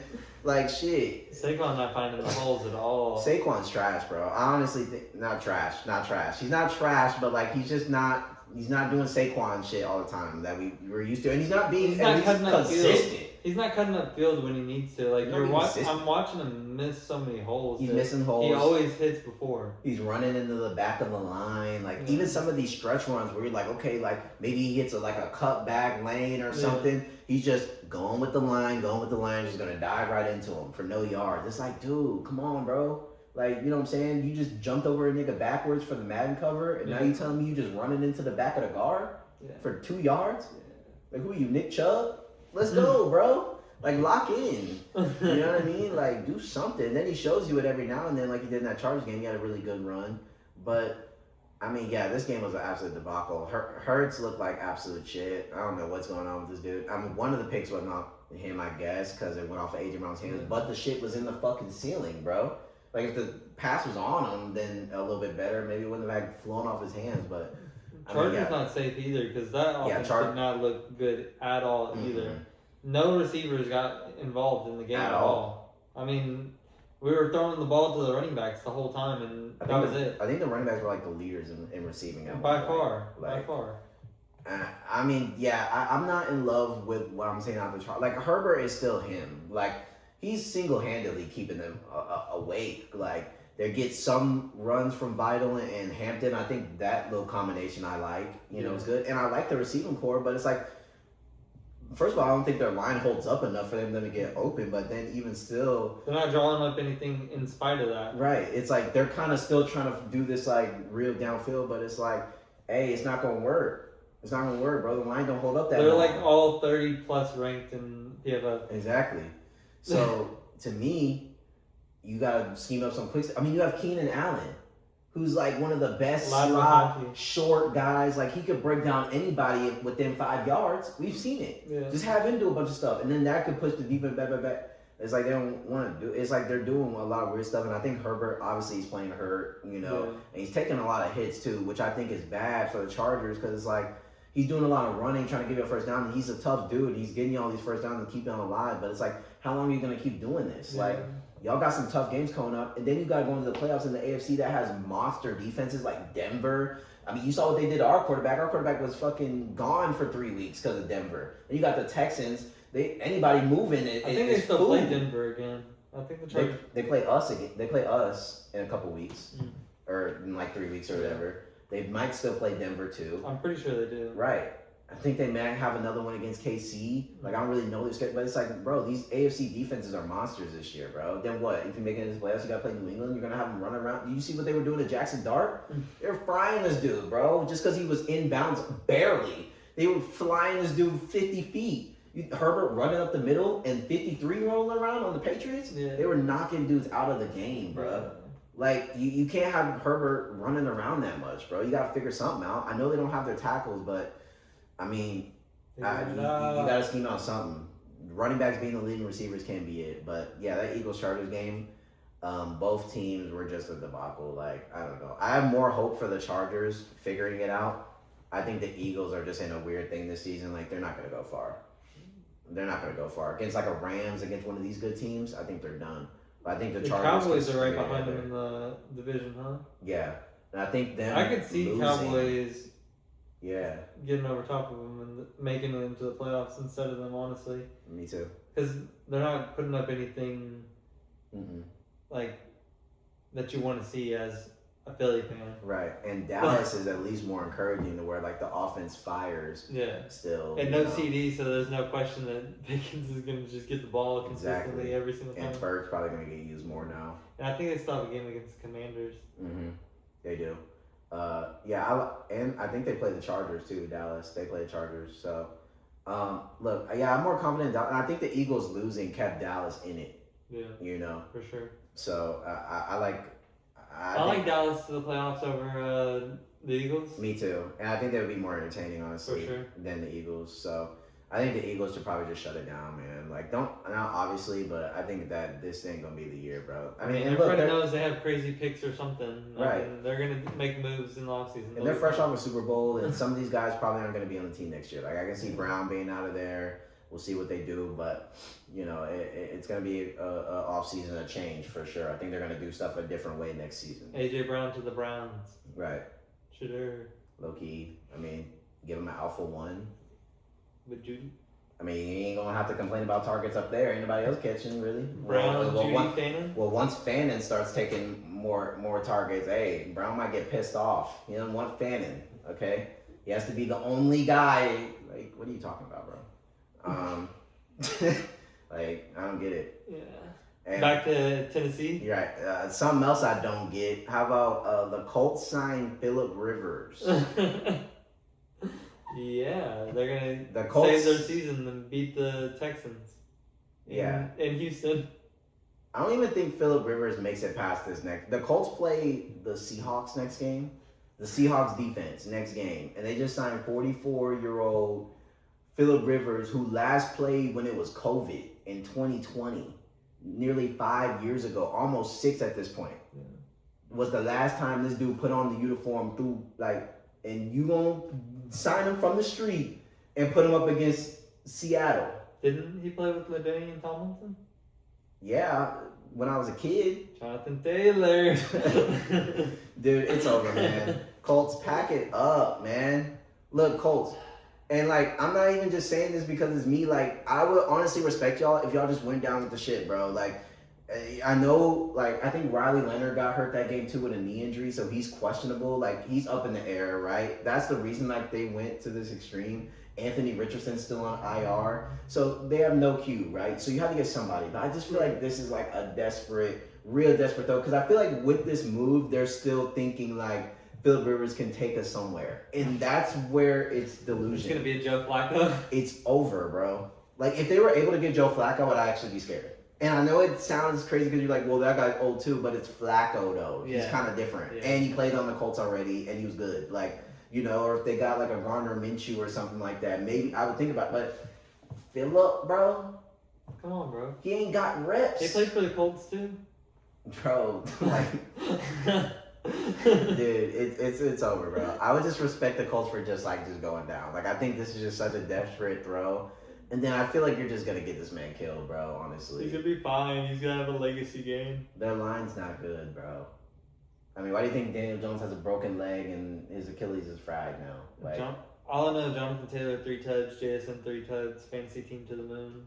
I think Jonathan Taylor can still be good. I don't think it's a problem with him, but I just don't think Rivers is going to win. I mean, I don't think they were going to win this game regardless. No.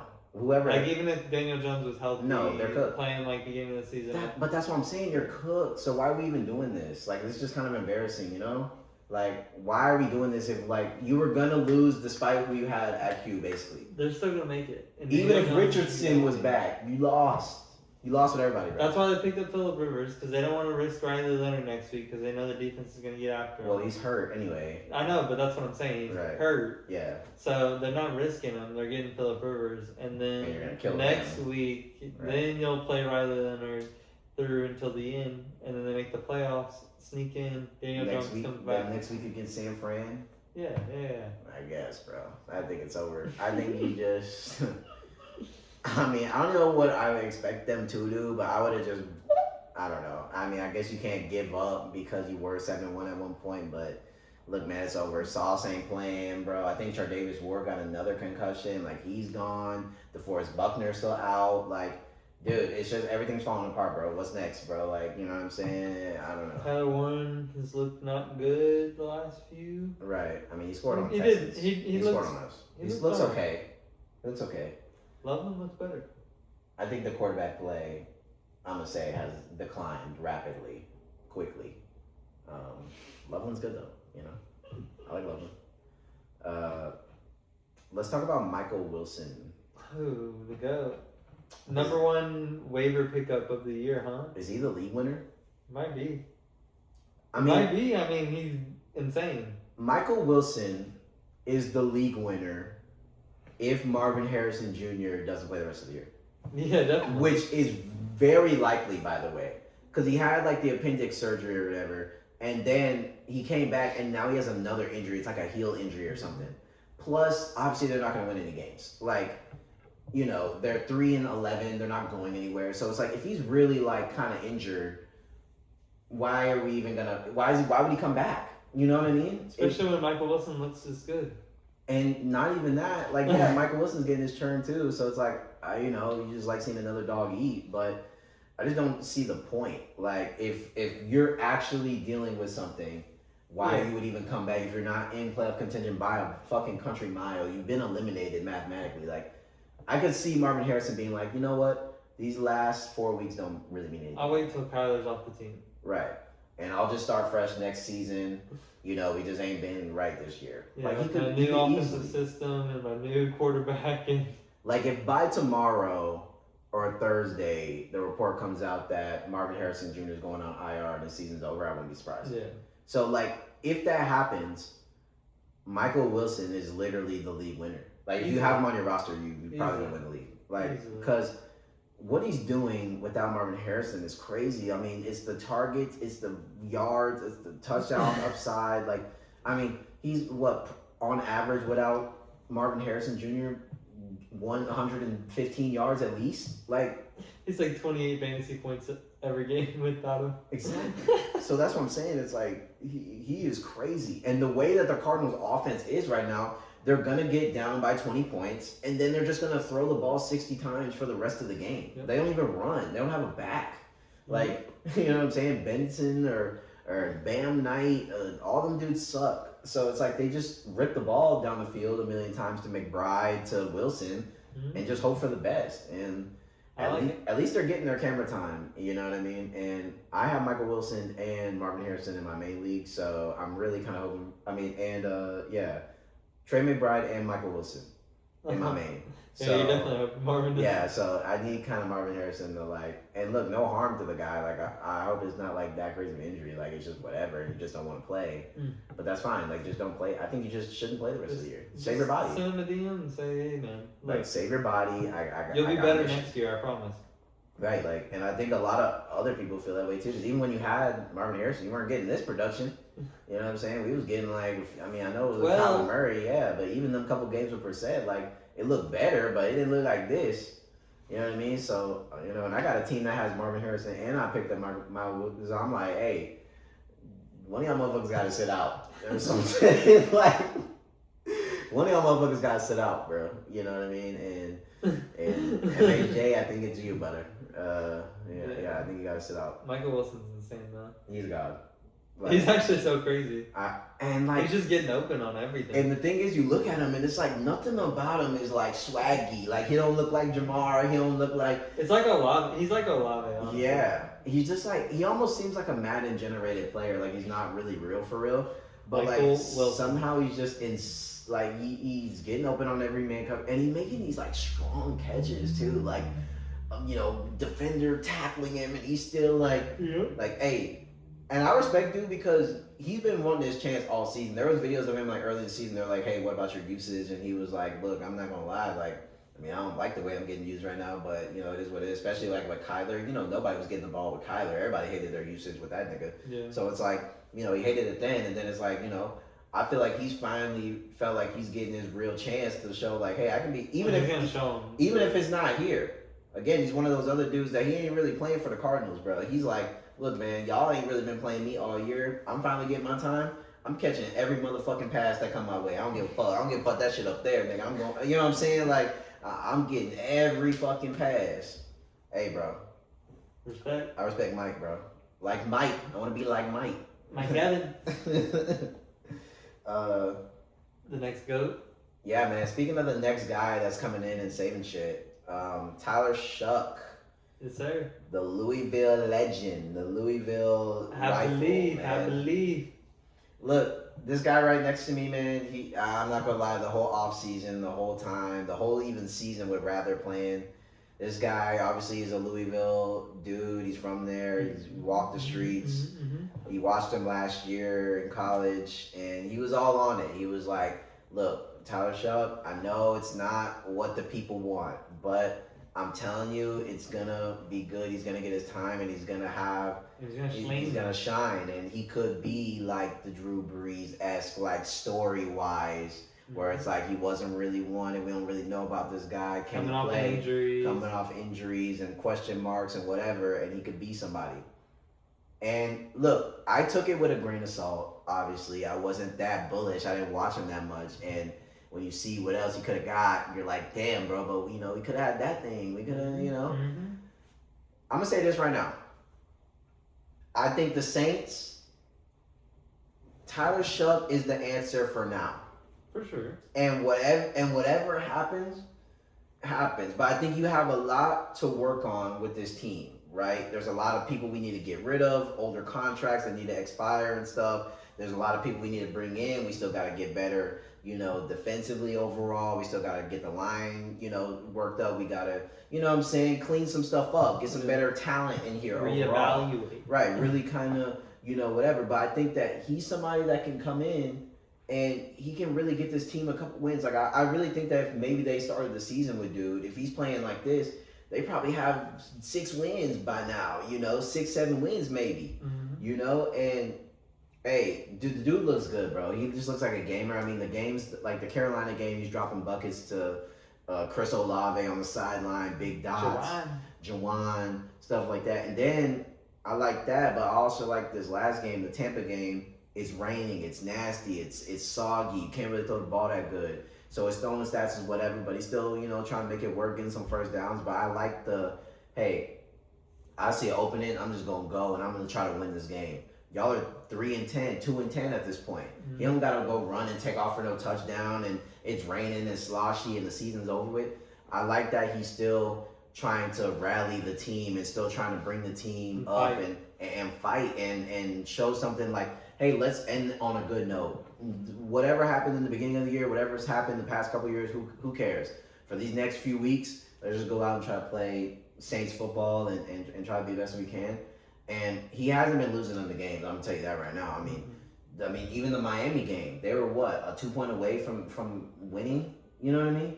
Like, he's throwing buckets all over the yard. He's throwing it to Olave. He's throwing it to different people. Now, I think Olave fucks with this dude, bro. Yeah. Olave they gave up Shaheed, and Shaheed has 3 catches. Right, and Olave cooking, and it takes a certain type of quarterback that has a certain type of touch to be able to play with Olave. That's the thing, like.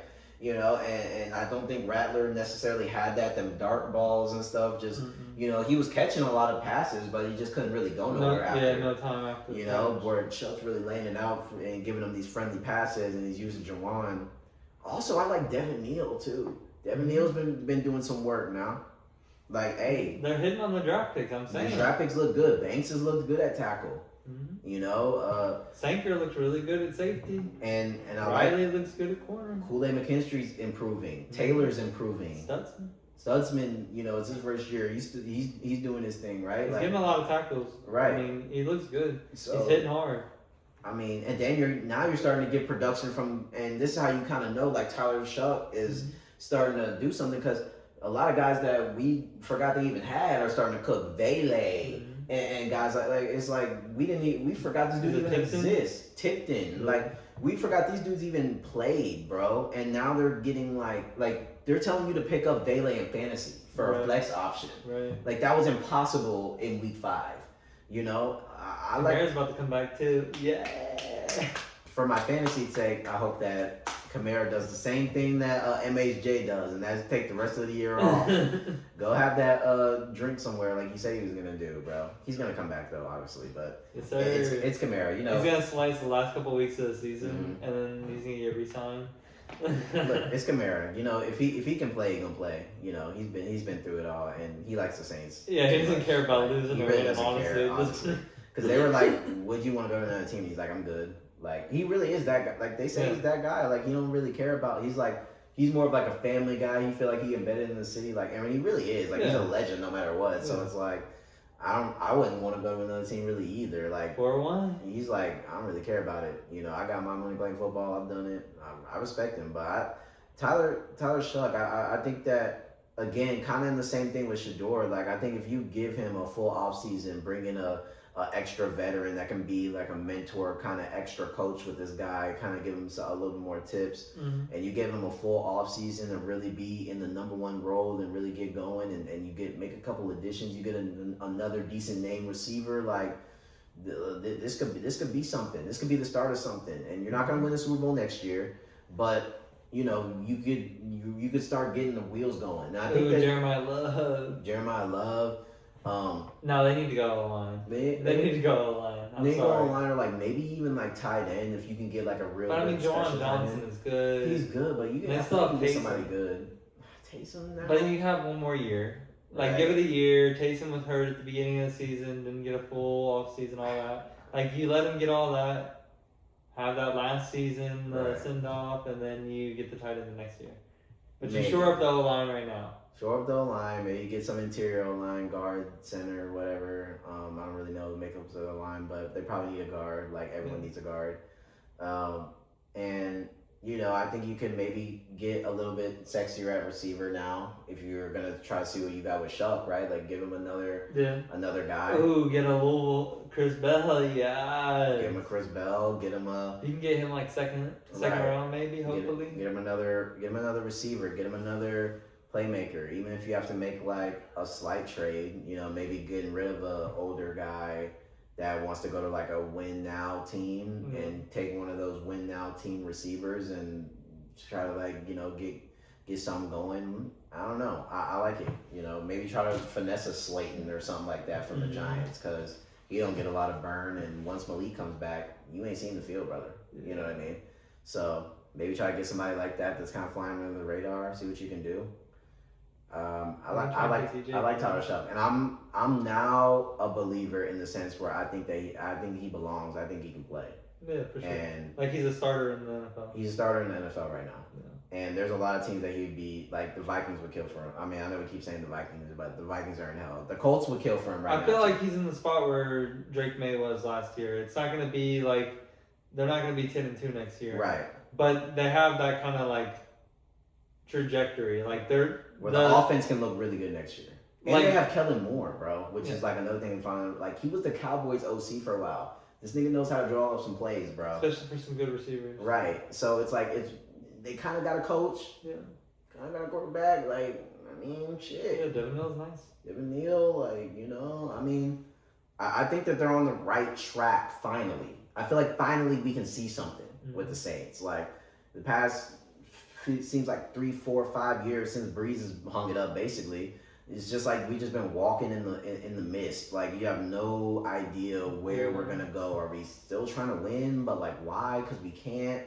Well, can we try to? It's like we weren't drafting that good. Money. Right. Let's just spend money on dudes that aren't gonna contribute. I feel like now we finally got some direction, some answers, and I like that for the Saints. You know, I think that they deserve to have some winning football down here. I think the NFL is better when the Saints are doing good. Oh yeah. You know. For sure. Where do you think Giannis is gonna go? Flipping topics in the NBA, by the way. Where do you think Giannis ends up? I know you think the Lakers, bro. I just say it already. Like shit. We need the foreign squad in LA. Yes. Look, I think we can make it happen. I think it's possible. That We can make a 3-way trade where they get John Moran or something, or they get Zion or something, and we swap around players. But the Lakers have got to keep. They got to keep Luka. They got to keep Rui, and they got to keep Reeves, and that's right. Whoever else they get rid of, that's fine with me. But we got to keep those three. Even Braun? What if they trade Braun? I'm fine with that. Okay. If you're getting Giannis, that like. But they're not gonna trade Braun. I'd also kind of want to keep Ayton if we can.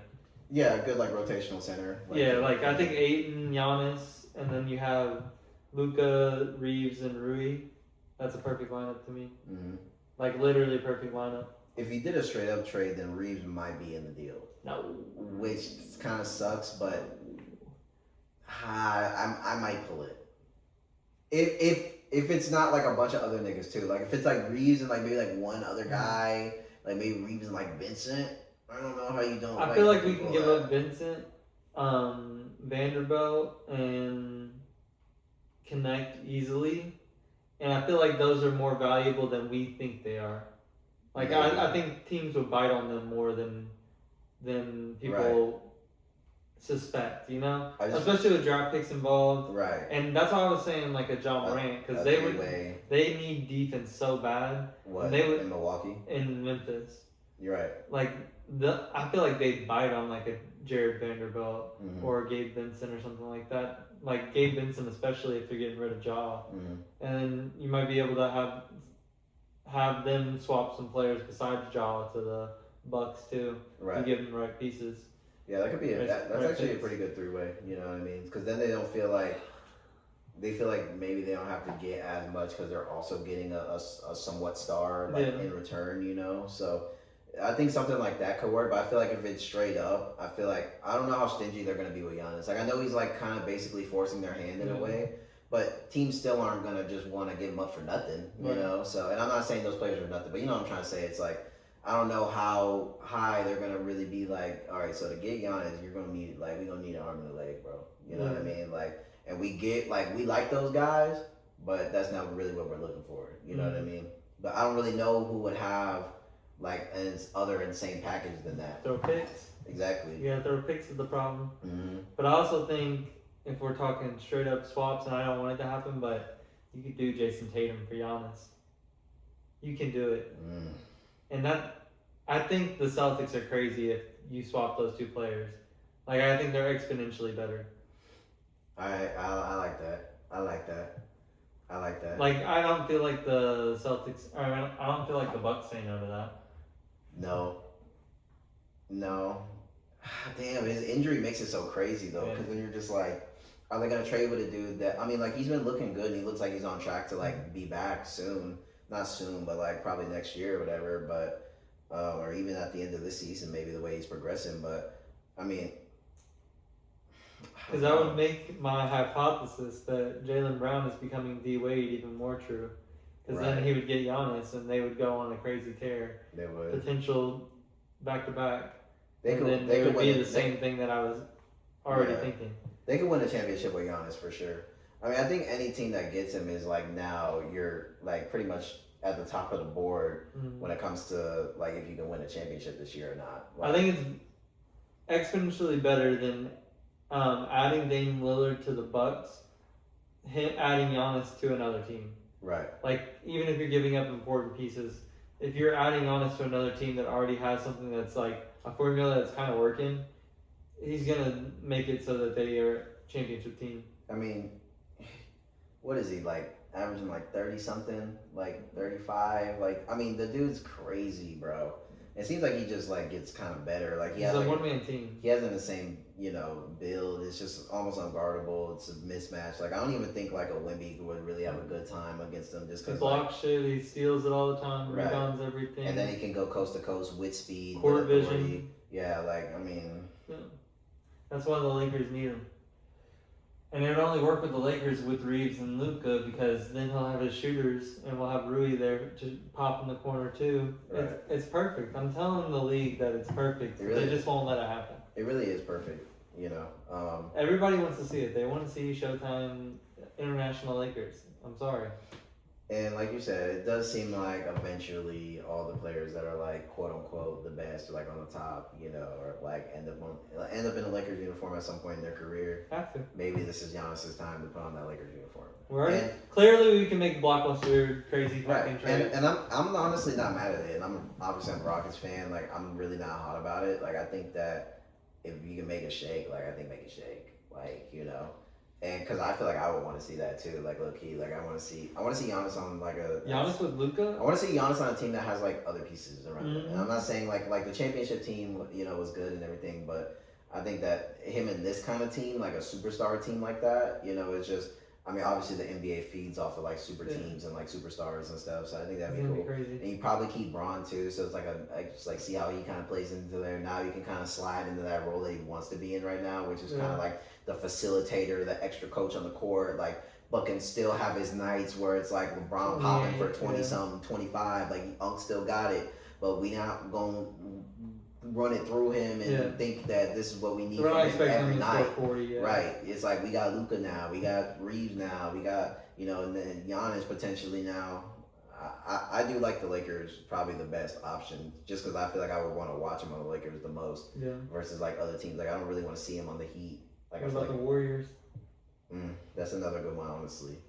Because they kind of need that too. Yeah, because they never have had like an actual like big that's like I mean Draymond Green obviously he's really good defensively and he has his nights offensively where you can kind of get going and go on like a little run, but I think adding a Giannis to the mix with a Stephen Curry led team and you still get Butler, like I don't know. Yeah, you let go of Pod and you let go of Kuminga. You let go of Pod, Kuminga, and like Gary Payton. No, they'd probably need to keep him. And do like Quentin Post or something. Yeah.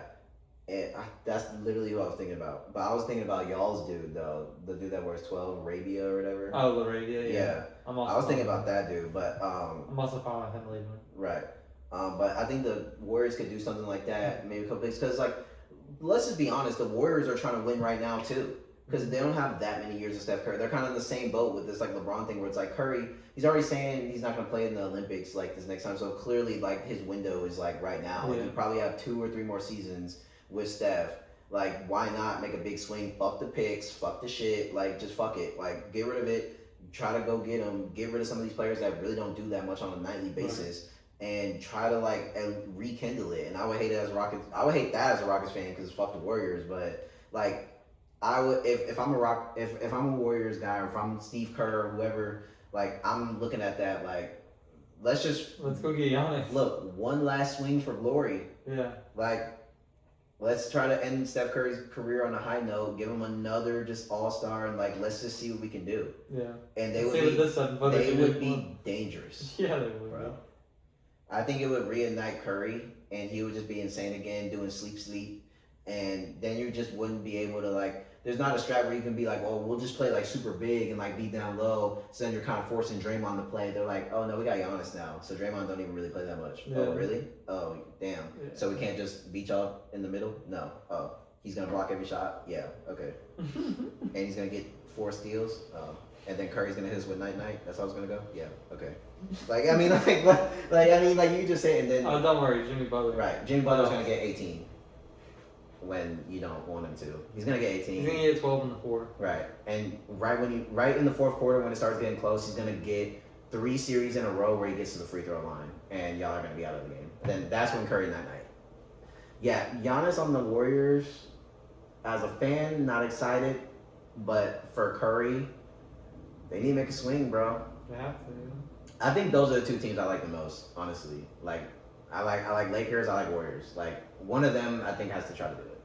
Yeah, everybody else is Mickey. Like, don't trade him to a shitty team and like ruin it. You know what I mean? Yeah. Trade him to someone that's like actually good. Ooh, would you do?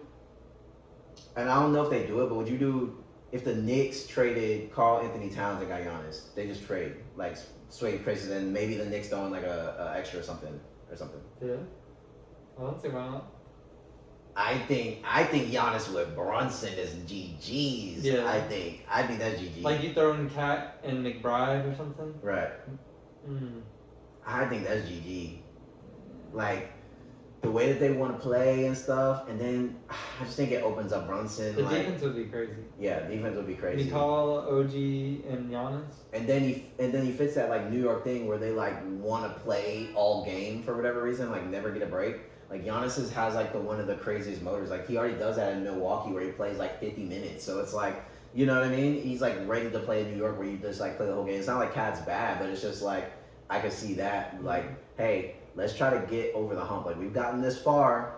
Like let's try to get Giannis. For the benches. Right, let's try to get Giannis and like see what we It's can do. gotta be one of these big market teams though. Yeah, it has to be. It can't be. No, it's not Trailblazers. It's not. It's honestly not even the Heat. No, like I think that's why I'm saying like no one's gonna want to like tune into the Heat games and watch Giannis like that much. Like he's just gonna follow again.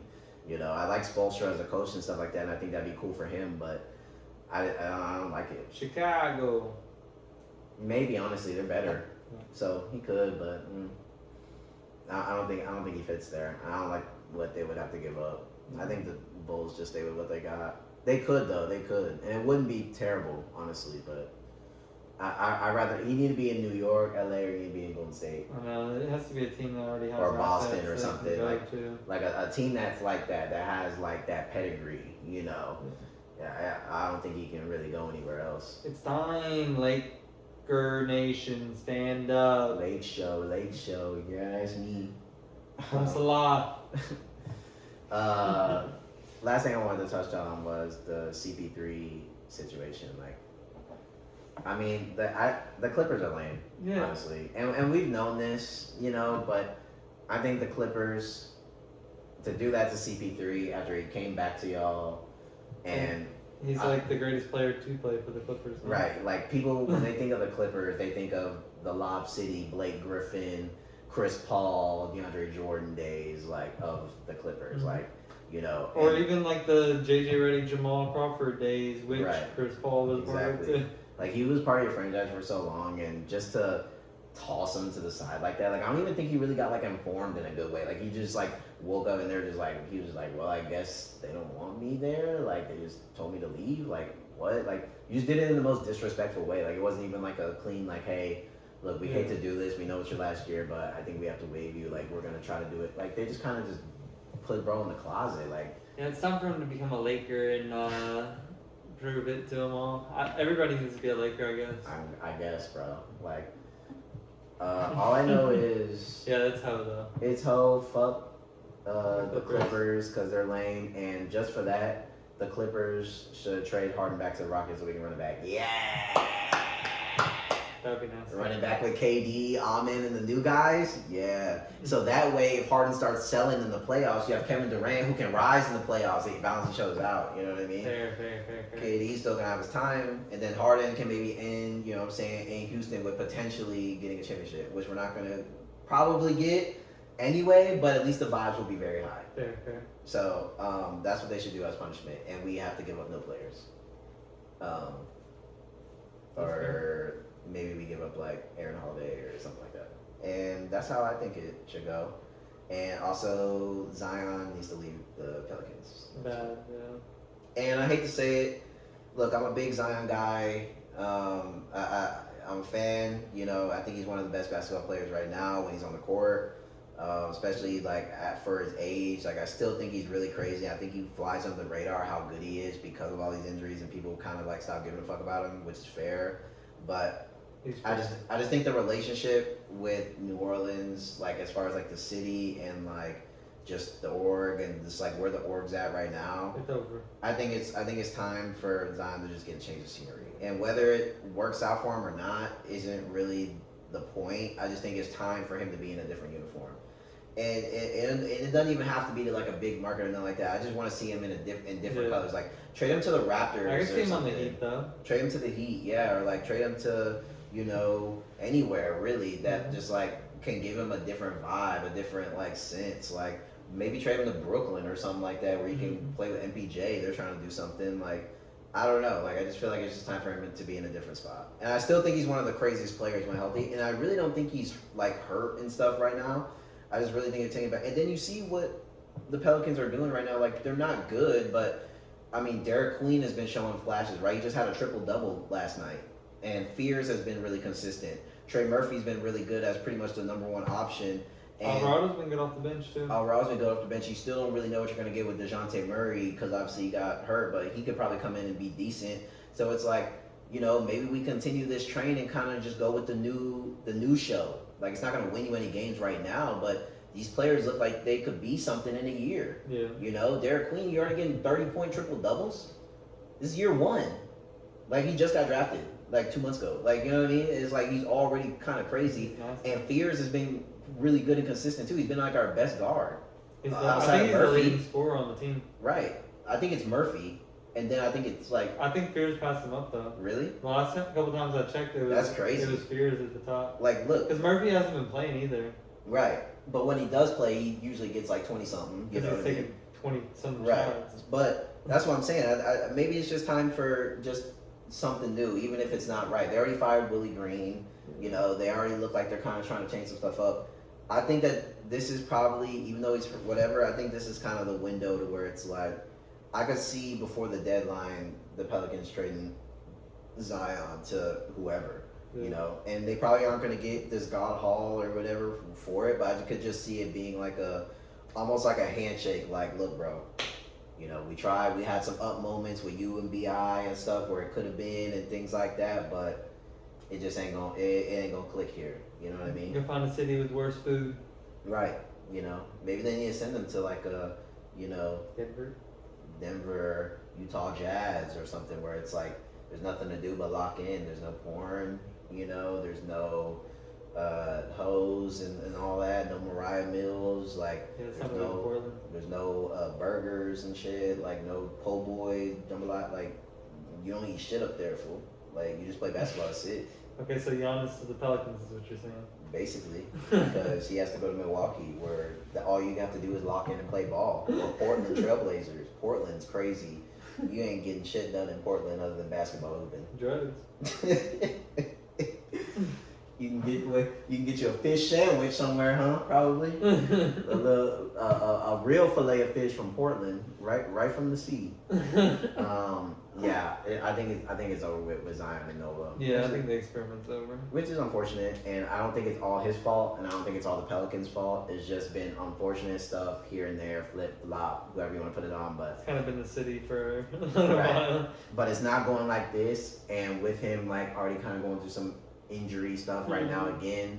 I just don't see them if he continues this year, like next year them going in and being like, hey, here's Zion again, like everybody get hype, and it's like, for what, you know, like you're not gonna be able to sell they it. They already did that this year, right? And everybody already was like starting. Everybody was skeptical, but then you're like, okay, he's skinny now, like maybe this is Zion's time, like, and then it doesn't happen again, and you're just like, he plays good when he's on the court again, but he's not. It's like, okay, look, man, I think we've given you all the time that we can give you respectfully, like. We're just, you paid your dues. Yeah, if you go somewhere else and you pop, then that's fine. But you know, and that's good for him. I think he will, honestly. I think he'll go to the next team and he'll be like insane and actually get camera time and be like what he needs to be. Like, what if he does end up on the Raptors back with BI? Like, that's kind of a good team now. Like, anybody really that gets him, you know. Yeah. So hopefully he gets traded. I feel like for Zion, I think it's just time, you know, time for a new scene. But yeah, man. Horns up, bear down, as always. You know, we're not going nowhere. Texans on the rise. Bears are gonna still be on the rise. They're gonna bounce back. We're gonna see how this stuff starts shaking out this next couple weeks. I think we're gonna start doing this like that's usually kind of what we do anyway. Is usually like every couple weeks. So you'll probably see us again after this next week. You know, and because this week there's some good games and there's gonna be some stuff to talk about, but. You know, after a couple weeks, I think some stuff kind of, you know, comes together. So, you know, we'll probably see y'all in a couple weeks and see where everybody's shaking up, see what's going on in the football playoffs, see who's making it, see who's not. And, yeah, we appreciate y'all sticking with us, man. It's been another episode in the Dough Factory. We love y'all. Horns up, bear down. Horns up, bear down. Horns up, bear